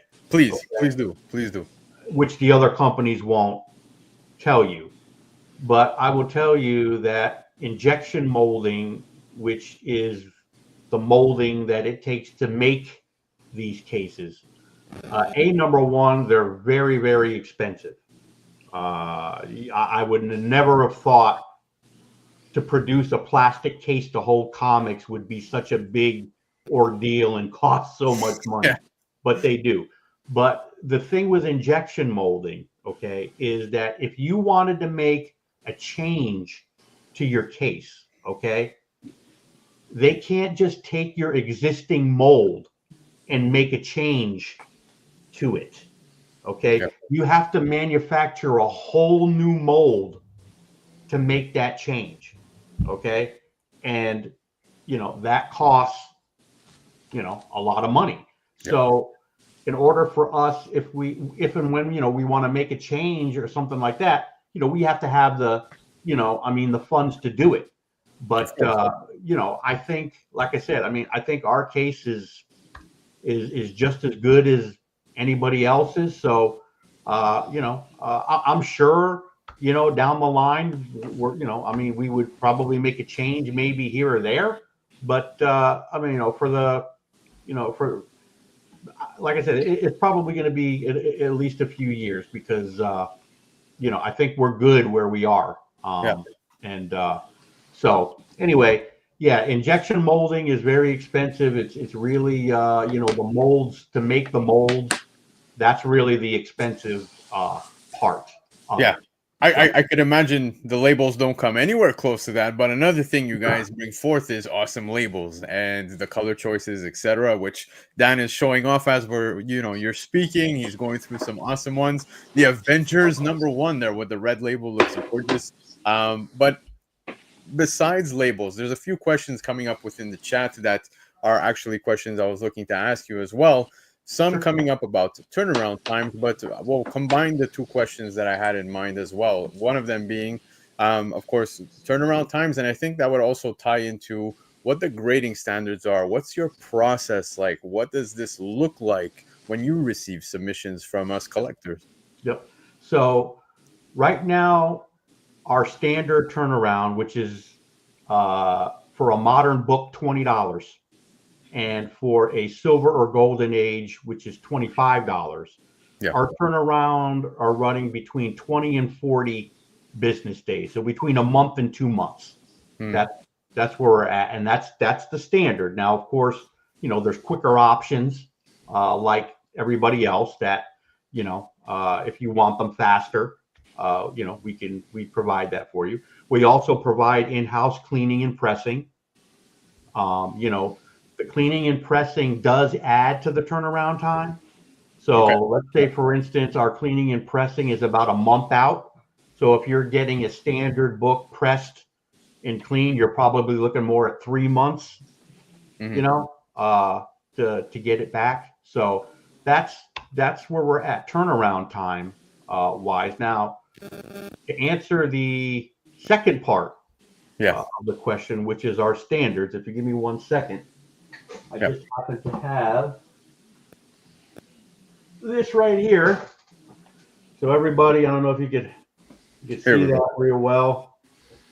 This is our grading standard right here. This is how I grade 100% of your books. Sure. According to this standard right here. None other. Nobody. This is it. So is that a book that is accessible to pretty much anybody? That is, and anybody can buy that book. Anybody can buy that book and read it and study it. And once you get a grasp on it, when if you're getting a book graded by EGS, you're gonna probably understand a lot better, why you got the grade you did. With the other companies, you can't do that. Now, it seems that you take that book to heart when you're focusing on, what grade you're going to give to these books when you're analyzing, etc. But I imagine you have a team, right, of graders as well. Approximately, if you don't mind me asking, what, 20 people, 10 people, 50? No. We're small, man. We're small. It's just myself. I'm the grader. I grade everything. I grade everything myself. Cleaning and pressing too, or no. Okay, good. No, I just a lot of work. No, I just grade. I grade the books and I input everything into our database on your book. After that, it goes to different people. But the thing again, I think another good part of us being very small and knowing that, hey, I'm the only one grading as of right now. I mean, I haven't had to train or get anybody else in just yet. I mean, I'm not at that point to where it's just too much on me and I need to bring in somebody else. But, you know, I can assure you, you know, we are scandal free, right? There's nobody in here that can, you know, do anything to that grade or anything, because, you know, I only have access to my computer only. And it's, you know, I mean, I have obviously strong password security. Nobody, comes into my office unless I let them in. So, you know, there's really no opportunity for somebody to change your grade. Yeah, no manipulation, You know, etc. I mean, there's no manipulation. yeah, You if know, anything would happen, it would be directly with you know, yourself. I have one guy that is in charge of, let's say, labels, right? Yeah. And you know, he's right next to me. Yeah. You know, I get it. So I get it. I mean, there's no funny business, you know, going on here to where, you know, I mean, CGC has how many employees, right? And unfortunately, when you have that many employees, you know, you get the whole, you know, somebody, you know, taking some books and putting some different grades on some labels and selling them, right? I mean, you know, unfortunately, sometimes when you're that big, you know, you open yourself up to, something like that. But, you know, us being very small, I mean, the security of your books is, you know, by and far, you know, greater than any other company out there, you know. Well, let me interject. Yeah, I'm sorry, Tony. Let me interject, because for the value and the benefit of the audience, let me interject from a customer's point of view. Yes. I, like everyone else, love the whole concept of CGC and the slabbing and all the rest of it. I think they built their company from trust. They did a great job. They did a great concept, and it grew and grew and grew. But like any company, they had growing pains, and they didn't know what to do when they got big, but also too big. Mm-hmm. And I was ready to send my books to CGC like everybody else. I had no problem with CBCS, but I was nervous about. I mean, it's nerve-wracking to send this caliber of books somewhere else and hoping it's going to make it through the mail and all the rest of it. But then around, 2022 was when the problem started. And a company called Blackstone. Blackstone is a large hedge fund company. They are worth over $1 trillion something. They didn't get that much money by being nice people. They have a reputation of buying companies throughout the world, throughout the US, getting as much money out of them, and then dumping that company. When they bought CGC, all the trouble started to happen. They started to do differences in the label. You could turn a green label into a blue label by doing some manipulation. Correct. So that meant, okay, a page is missing. It's supposed to be a green label. Oh no, it's a blue label. And we are a color-oriented society. We see a blue label, we think, great, that's fine. And all the problems that have happened, and I won't list them all, we've all talked about them, all happened when Blackstone bought this company. Here's the thing. I want you guys to understand that CGC is not CGC that it used to be. Exactly. It's now this gigantic conglomerate. I call it Blackstone grading. They don't care about you. They don't care about your comics. They care about the money that's in your pocket. That's what they want from you. They don't want anything else. They've expanded with all these people who work for the company, and people are now really, really questioning the grading, questioning the process. They're losing stuff. It's not the same as it was before. And that totally threw my trust out the door. So enter this guy here, Tony Trombata. He introduces himself to another chat. He's been in a number of shows. He said, hey, I'm a small company trying to, there's my company here. This is what we do. Trust my quality. Again, it's a small company. I'm a small company. I do great work. I've been in the trades for almost 50 years. I do quality work because that's how you survive, by your name and by what you do. So long story short is that I said, you know what? I'm not sending my money to Blackstone Grading. I don't trust them. There's no way I'm going to trust them with the books that I have here. So I said, I'm going to give this guy a chance. So I sent him a handful of books. They came back gorgeous. I was really very happy with it. I mean, here's a fun example here. This Avengers 2. This Yeah. is one of the fun ones you had. Look at the gorgeous color grading, label rather, versus the comic itself. I trust what's in it, what's on this label is in the slab here. That's something I can't say with CGC. And there's no way in hell I'm going to be trusting something. You guys know the love and passion I have for comics. Yeah. I'm not going to introduce a system where I can't trust them. And so I've been happy with Tony. I've sent, 4 or 5 phases to you, and I sent them in bundles. Yeah. And I wanted to, again, we talked about community. We talked about family. You support people. That's why I wanted to do this giveaway here. This giveaway is not just for, again, I paid money for this. I did it because BC, it helps your channel. You guys in the chat, one of you guys is going to win this. And 2, it helps Tony because it shows that you've got a valuable customer. I'm a longtime member of this community, and I'm putting my money where my mouth is with this particular comic here. I mean, we hit the nail on the head with this one. This was a great one to start off with. But I can't do any more than show what the appreciation for all these comics here. I found an alternative. I don't have I don't go to CBCS. Nothing wrong with them. I don't go to PGX. They won't protect their own reputation. But there's this guy here, and he reminds me of myself. He's very old school. He thinks the way I do regarding comics, and he's got this dynamite system here, and I can't do anything else but support him. So that I just wanted to give you sort of the background as to why I became a loyal customer to this guy. I'm not just making this stuff up. I'm a true believer here. And I want one of you guys to win this slab here. And I have one favor to ask you. Whoever wins this, get back to us regarding what you honestly think about this.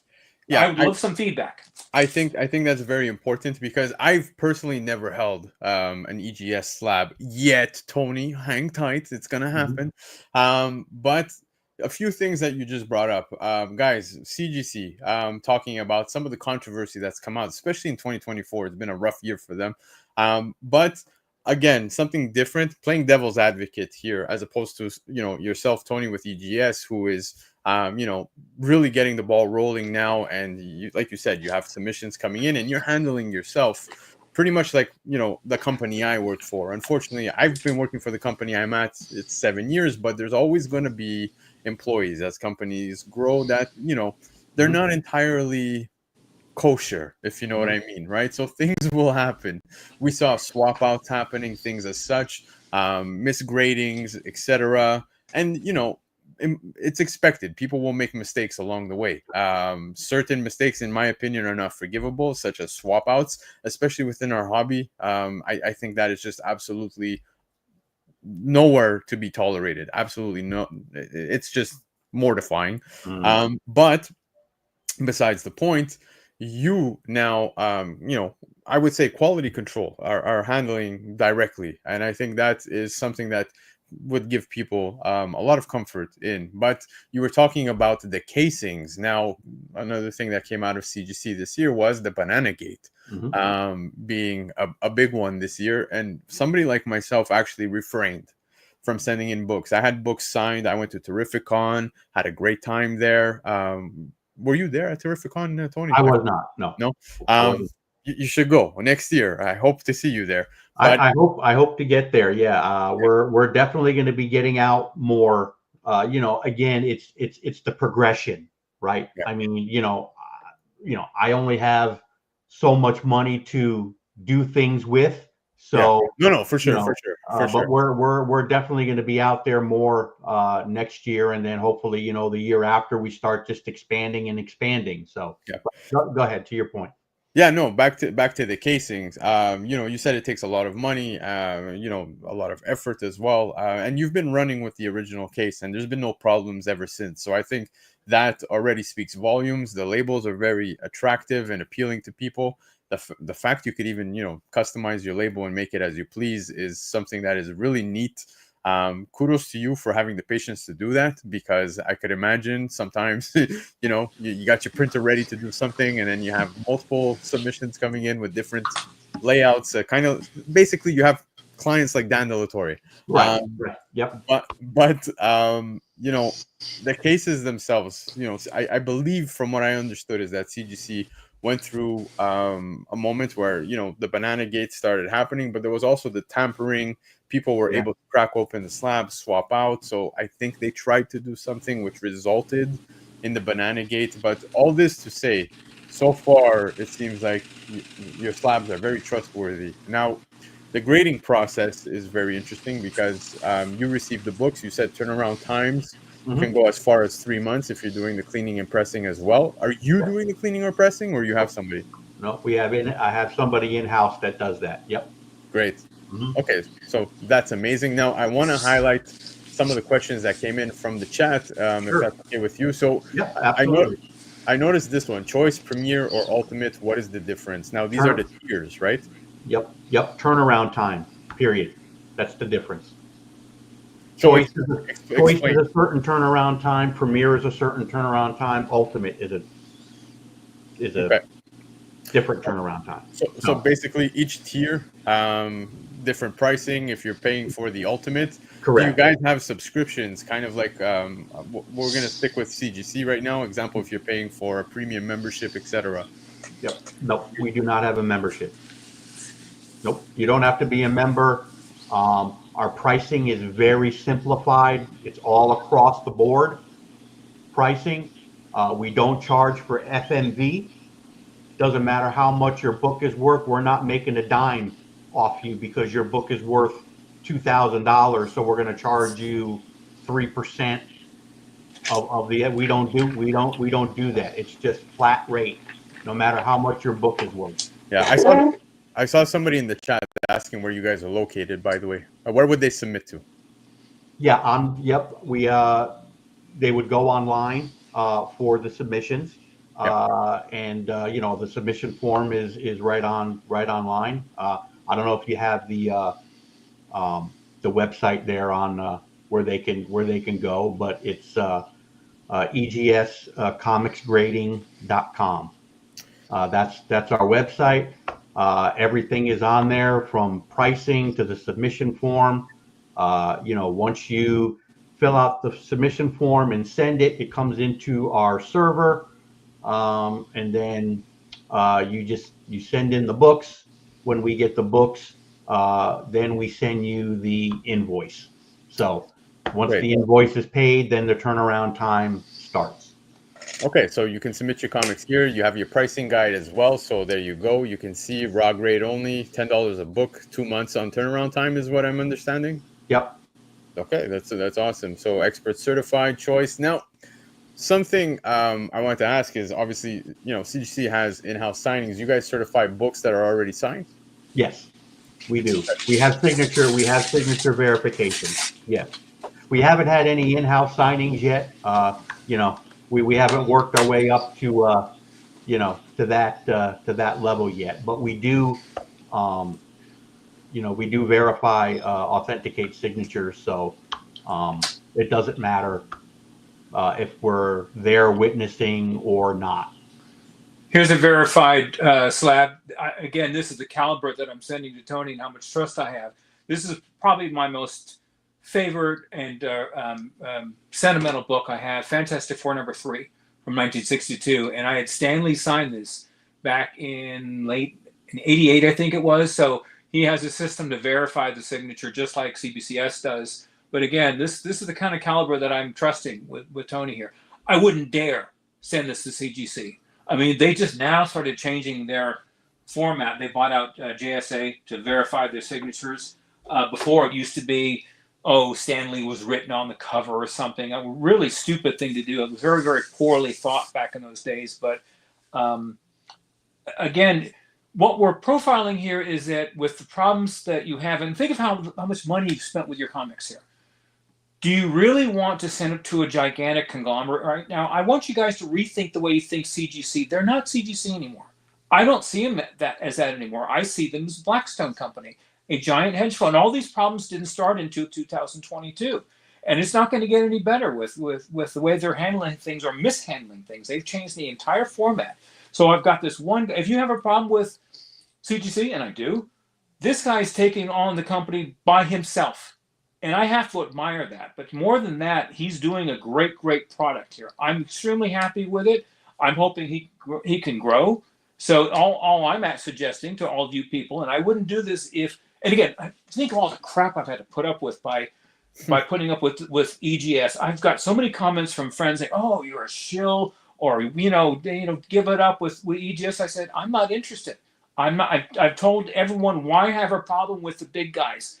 I don't. They've lost my trust. I'm a big person. If you lie to me, we're done. We're done. I Yeah, have a look, problem. Yeah.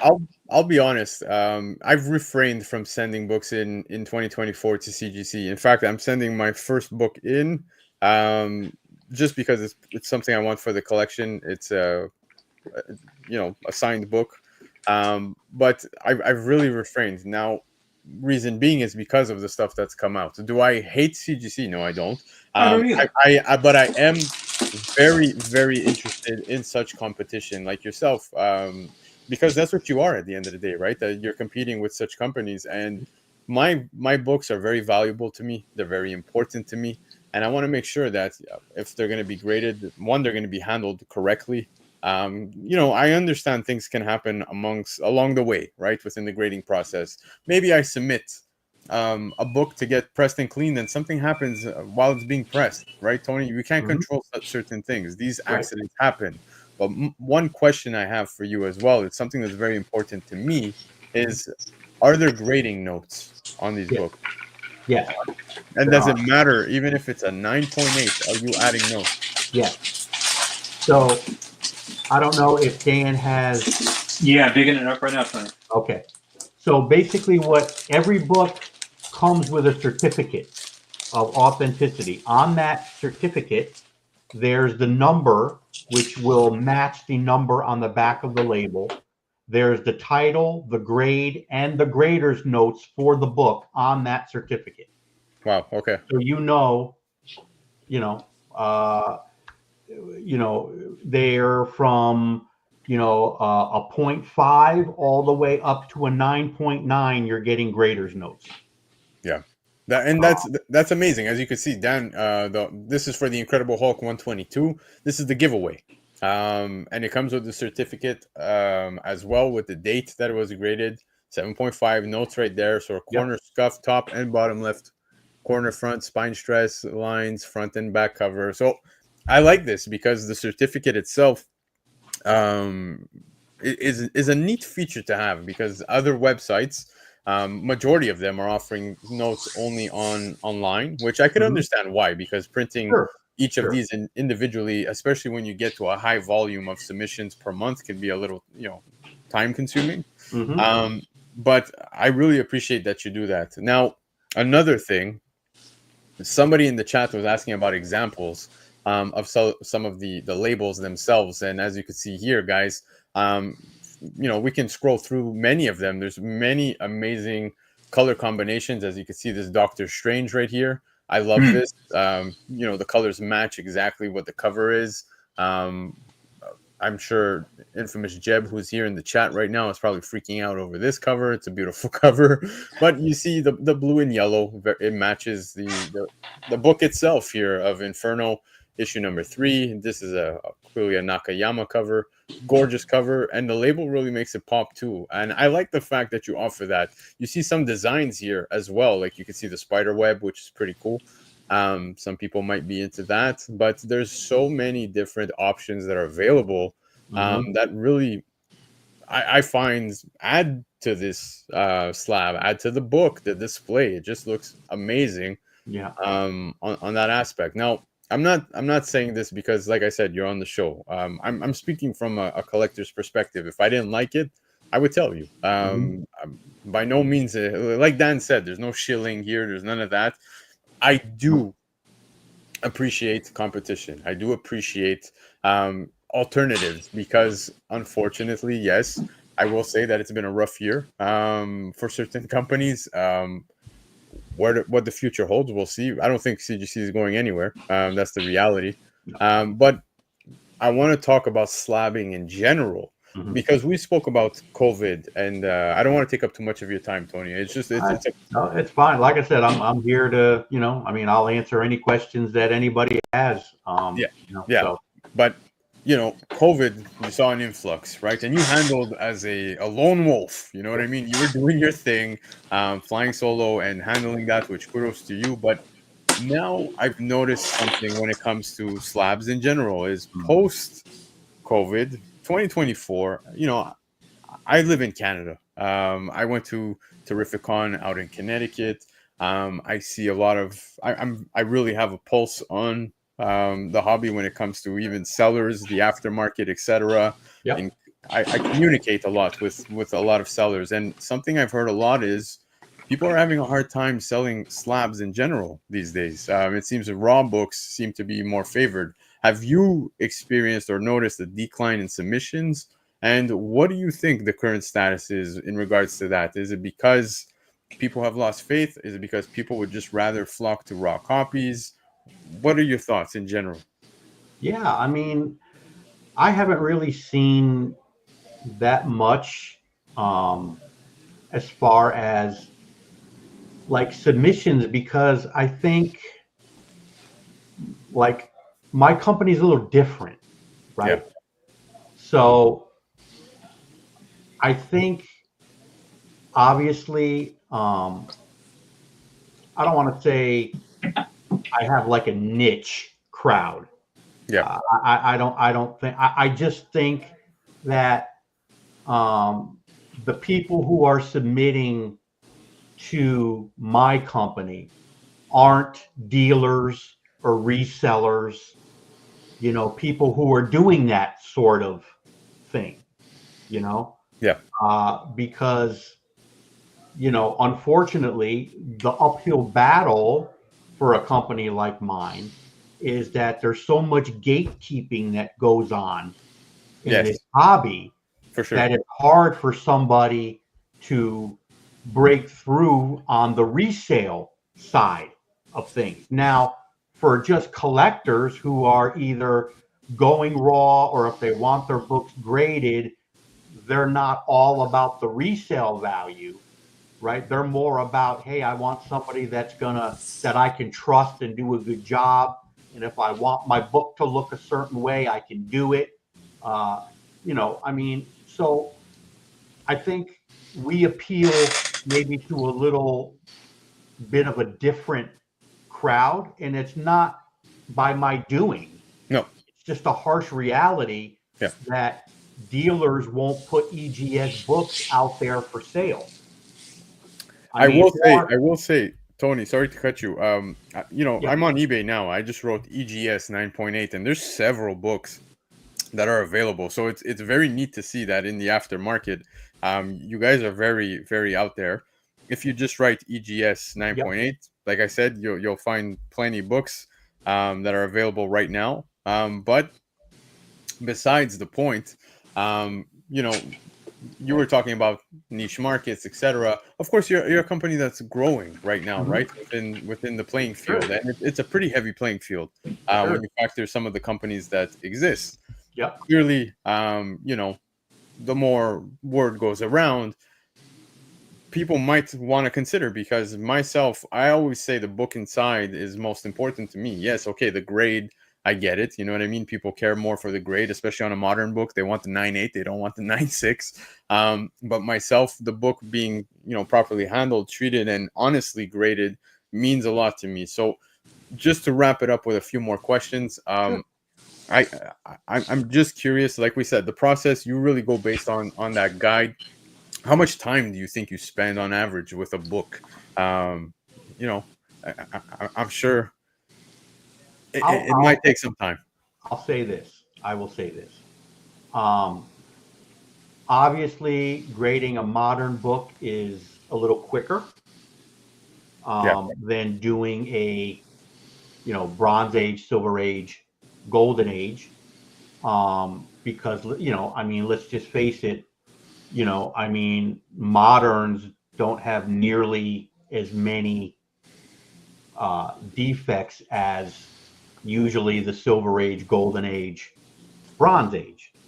Um, but to answer your question, I would probably say a modern book probably takes me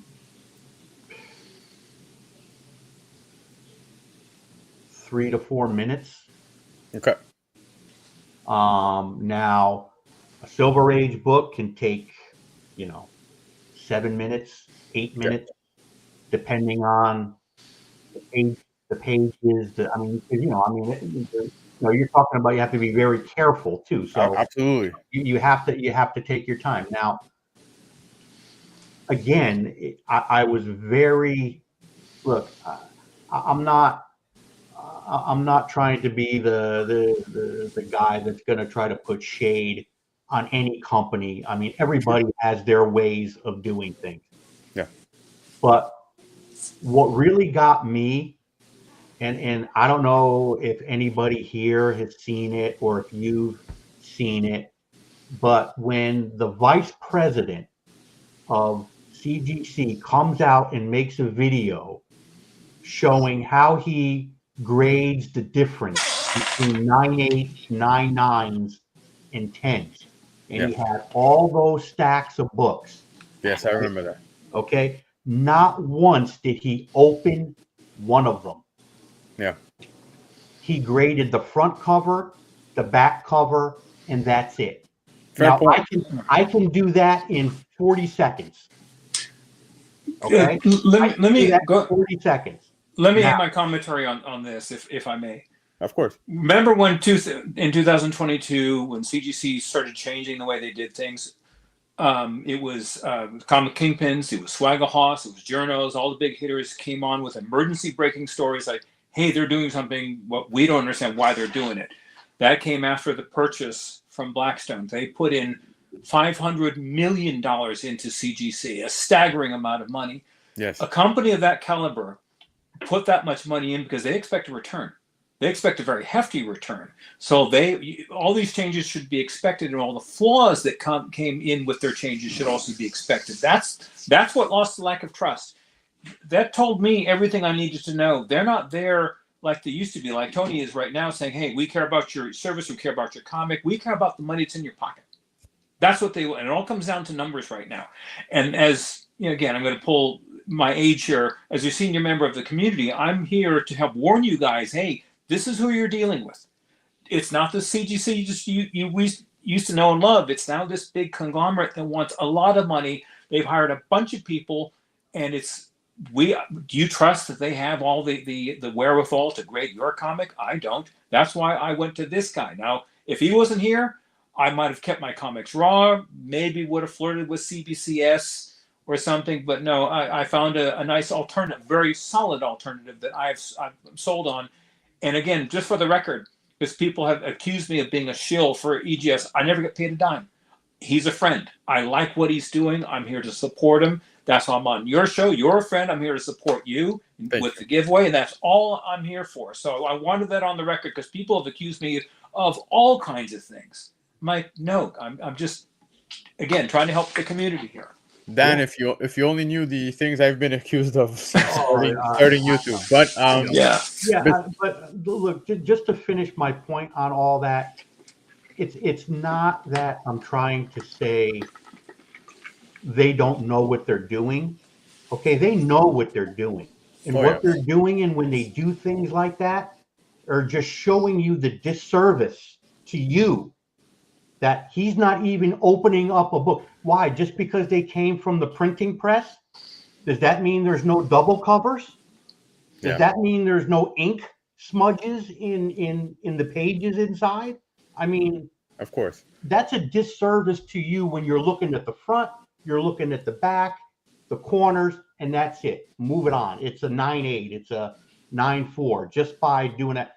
And look, you can make a lot of volume. You could do a lot of volume doing that. But to me, that's a disservice to your customers. You know what? I'm sorry. Tony, you're not wrong, because see, we've had this discussion many times on the show in the past amongst different guests and amongst the chat always being very active, which I'm appreciative of. But it's the grading process always concerns me, because to you, book might be a 9.8, to Dan it's a 9.6, right? So it's to the perspective of the person. Now, grading in general, because of that, I've always been on the fence. When I was younger, that's what always had me on the fence is, but why would I send my book to somebody who might say this is a 9.8, but the guy next to him says it's a 9.4, right? So now looking at EGS being the sole person who's handling that, that gives me confidence where, you're taking the time, even the time frames you just mentioned, the 3 to 4 minutes, the 7 minutes on a silver, etc. Makes sense to me. You went very thorough on the fact that, our company's even looking through these pages, etc. But then eventually, Tony, my biggest hope for you is you continue to grow because I love seeing options available. Will I send to CGC? Absolutely. Will I send to CBCS? Absolutely. Will I send to EGS? Yeah, damn right I will. I have to have a slab. They look amazing. But the company grows. You start Mhm. having to hire employees. Mhm. How would you make sure everybody's following exactly the way Tony would grade? Well, again, it's all in steps. Yeah. Okay. Um, Basically, I'm the belief of just like an electrician who takes on an apprentice, right? An Yeah. electrician apprentice. Okay. It's up to him to show that apprentice the right way, the wrong way, how all of his knowledge goes to the apprentice. Yeah. Okay. And when he believes that the apprentice, okay, is qualified and knows enough, he lets the apprentice go and start doing things on their own. It would be very similar with me if I take on a grader or two graders.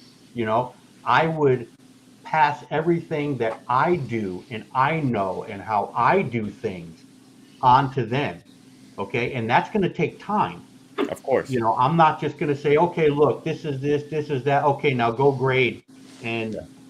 go. No, everything takes time, right? Absolutely. So again, it's very hard. Like a lot of people ask me, well, what happens tomorrow if CGC goes out of business, or and you just get you know bombarded with so much work.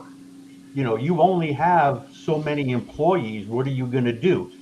And I said, the only thing I can do is react when it happens, right? I can't go hire 50 people if Yeah. my business is only needing 10, right? Correct. You can't do it. No, Now, exactly. I would have to be reactive, right? So guess what would happen? I have to hire people. I have to train people the right way. And what's going to happen? Unfortunately, the turnaround times are probably going to go up Yeah. and go up quite a bit if that happened all at once. But it's going to happen the right way. I'm going to do things the right way. So I'm sorry in that instance if you have to wait, say, 6 months, but you're going to know within that turnaround time, your book's being taken care of the right way. Correct. And you know Do what? you understand? I totally So, understand.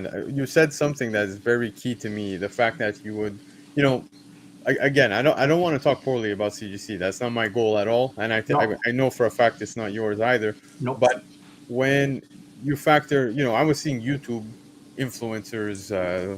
I hate to even put myself in that category, but people who are active on YouTube getting certificates from CGC as graders. It seems they have mass trainings, etc. Where you yourself, the owner, are saying right here live that you would take the time until you feel they're ready to really take forth on the grading process. So I Correct. think that's great, speaks volumes, and I really hope we get to that point where you do continue to grow because so far from what I'm seeing, it's a beautiful company. I love seeing the alternative. I love that the chat here is now seeing another option as well. I'm gonna pop up two more questions that I would Yep. love to highlight, and then we'll Go right get to ahead. the giveaway, guys, because I know everybody wants to win that book, but the first one being, is there a census available online? No, not yet. Okay. We're still in the process of, you know, our database to me has to be big enough first to put that census out. And we're not there yet, but we do have all the information in our server. So every book that we've done and every grade on every book we have. So that we have the data. it gets inputted every day. We're not at that point yet to release a census yet. We will, but we're just not there yet. So all the information is in fact already recorded. It's ready Correct. to go. Correct. So that's amazing to hear. And then eventually, when you get to that, To a point. yeah, Yep. Yep. you'll put it out there. And I think that's very, very important as well. I'm happy to hear you're already keeping tabs on a census. Plus, you're already sending in the notes. You have the certificate attached to the book as well. So that's awesome. And the last question I want to ask is there a pre-screen option as well? Do books Yes. have a rejection fee? Yes. Yes. We have a pre-screen. It's a certain charge if it's a pass or fail, and that's basically it. Pretty much like everybody else. If it's if you're pre-screening for a 9.8 and it's a reject and it's a 9.4, off the top of my head, I think we charge you $2, $3. Mm-hmm. For that. If it passes, of course, then Yeah, it's not a lot. $2-3 is chump change, so that's fine. Yep. We'll throw in one last question from Ben. How many books would you say on average have been graded by EGS to date from 2018 till now? I think we're probably 6,000-7,000. Not bad. Not bad. All by He yourself. probably does that in a week, right? Right. But, yeah. Hey. I mean, we're probably, I think we're at 6,000 or 7,000. So. There you go. But again, I mean, look, like I said, I didn't have millions of dollars to start EGS, right? So, my advertising budget has been pretty much zero, right? Yeah. So, I think for the amount of just, look, our advertisement has just been, YouTubers, word of mouth. That's been it. We haven't really gone to any major conventions yet. This is the first year coming up that we're really going to start to get out there. So, I think, doing that many books for really the limited exposure that we've had is pretty good. It's pretty good. I'm happy with it. Yeah, I'm sorry to throw in one more question because I feel like it is a very important one. But Derek's asking, how's customer service and who will we be talking to? I imagine it's yourself. Myself. There you go. Just myself. I handle all the phone calls. So the man is working around the clock. As you can see, he's very passionate about EGS. You're a one-man show. Well, because when you talk to somebody, you want to talk to somebody that actually knows and is there and knows what's going on. So if you ask about your book, I'm going to answer you because I know. Yeah. That's amazing. Rather than talk to a customer service representative who has no idea. And you know what? I will say this. It's beautiful to hear, especially, considering the scale of volume that you have at the moment. It seems feasible. It seems doable. Eventually, like I said, the time is going to come. Tony, it's inevitable because you have a great product ahead of you that you're working with. And I love the labels. I love the slabs. They look awesome. But when that time does come, we may be talking to a representative, right? So that could happen. It could happen. No, I don't think I would ever. To tell you the truth, I don't think I would ever go that route. I would rather hire somebody full time to sit at the desk out front that has access to people right there that can answer your questions. So maybe it goes from me to a secretary or something. Yeah. But it's not going to be some service in India and trying to answer a question. Yeah, so. I get it. But Tony, it's a wonderful product. I'm loving EGS, what I'm seeing out of it so far. I wish you nothing but success moving forward. I love that we got to speak of another option for grading when it comes to those collectors who like to grade their comics. So guys, if you want, definitely visit EGS. I'm going to put the website for EGS in the description of this video. Dan, thank you so much for setting this up. Tony, thank you for taking the time to come and hang out and talk about pleasure. this. My pleasure. If you guys have more questions, please feel free, if you're catching the replay, comment in the section below.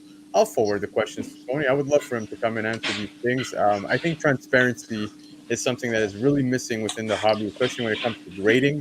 So I think, the fact that Tony's willing to do that speaks volumes. I'm happy to see that. Now, of course, the moment everybody's here for, the actual slab giveaway. Let's talk about that.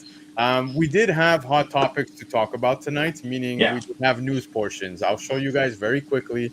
Wanted to talk about this. Very sad. I don't know if you guys saw this, but the actor who played Kid Loki, Jack Vale, currently homeless, ended up figuring it out and everything. So I'm happy to see that, but very sad news to come out of that. The CW network is, well, DC wise, has come to an end. It's funny because it started with a Kryptonian and ended with a Kryptonian. So if you guys didn't catch that, pretty interesting. Apparently, the final issue episode was amazing. So there you go, CW done with. Transformers Sonic crossover is taking place. Yes, guys, I'm a nerd and I like toys as well. So just wanted to put it out there that this awesome crossover of two of my favorites is taking place. Pre-orders are available December 10th. Sony released Craven the Hunter's 8-minute opening sequence, and it was mortifying. It was horrific, and I have no faith in this movie. Sorry to put it that way, guys. I hope you guys, the few of you who might have hope, do enjoy the movie. I have none. Dan, I think you feel the same. Yeah. No, it's dead on arrival. Yeah, Tony, are you watching this? Yes. Yeah. Okay. I hope you let me know hope- if it's good or not, because I have no intentions. Two last things. Popular Kang actor choice confirms talks with Marvel Studios. So you remember we were hearing about this actor possibly replacing Kang. I hope that's going to be the case, guys. I still hope we see Kang within the MCU. It's devastating that the fate of Jonathan Majors' personal life took away Kang from us in the MCU. So I do hope to see this as a recasting. We'll see, but there's many other options as well.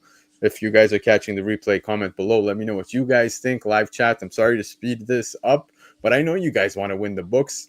Does canon even matter anymore? This is a big topic. We won't dive too much into it, but James Gunn says none of it is real. Talking about the fact that stuff being canon within TV shows, movies, etc., is kind of unnecessary. I disagree. I think that's what made the MCU what it is today.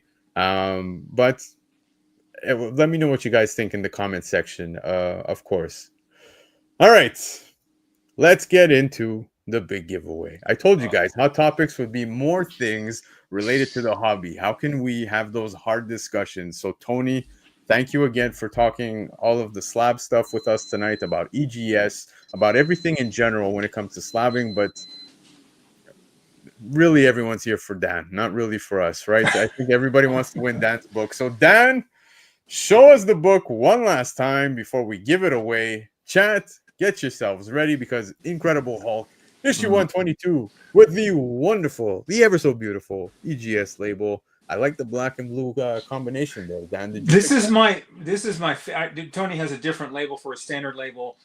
This is my favorite. It's the, what do you call it again, Tony? It's a gradient. That's right, great gradient. It's Yeah. this deep blue with the white logo, and you can even have some fun. Like I was tempted on putting Fantastic Four on it, but anyway, that's my favorite label. I'm petitioning him to be, that should be the standard label.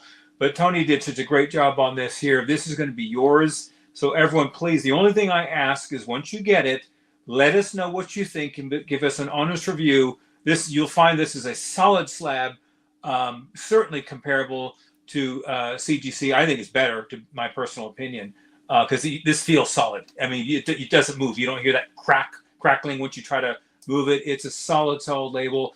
Beautiful book. Get a Hulk 122 if you can, but if you can, you're going to win it just in a few minutes here. So this is it. White pages 7.5 will be all yours. So take it away, Mr. BC. What are we going to do to give this away? Well, it's very simple, guys. If you want to win this awesome book within the comment section, all you have to do is hit hashtag EGS and you will be entered to win this. So let's get those comments in there. Get the hashtag going, hashtag EGS.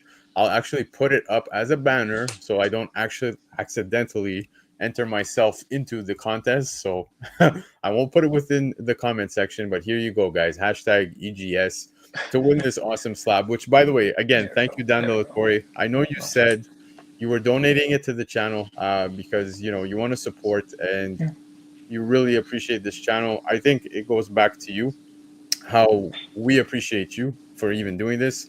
Tony, for the awesome slab as well. Wonderful work that you did on this book. So it's going to a lucky winner for sure. Yes, But it's a beautiful book. Yeah, beautiful book for its age too. Beautiful. Yeah, beautiful. Yeah. I wanted to win this. If you only knew how much I wanted to win this. Yeah, we both wanted it. We were going to share it. We were going to keep it ourselves. But I'm like, no, I made a commitment. So. Yeah, man. But Dan, like I was saying earlier, you've been so supportive and welcoming to me within the community. I've been doing YouTube for a few years now, but I've only had this channel for about a year and a half. And you know, you've been rocking with me from day one. So yes, hashtag it's my birthday. I get it. But tonight it's about you guys. It's about the EGS. It's about the fans and giving back. Well, fans. You guys are not fans. The chat. You guys are my friends. In reality, I don't forget I even said fans. That doesn't exist. But it's really for you guys. So thank you, Dan. Thank you, Tony, again. We're almost finished gathering up some of the entries. We're at 34 entries so far, guys. So I'm going to count it down.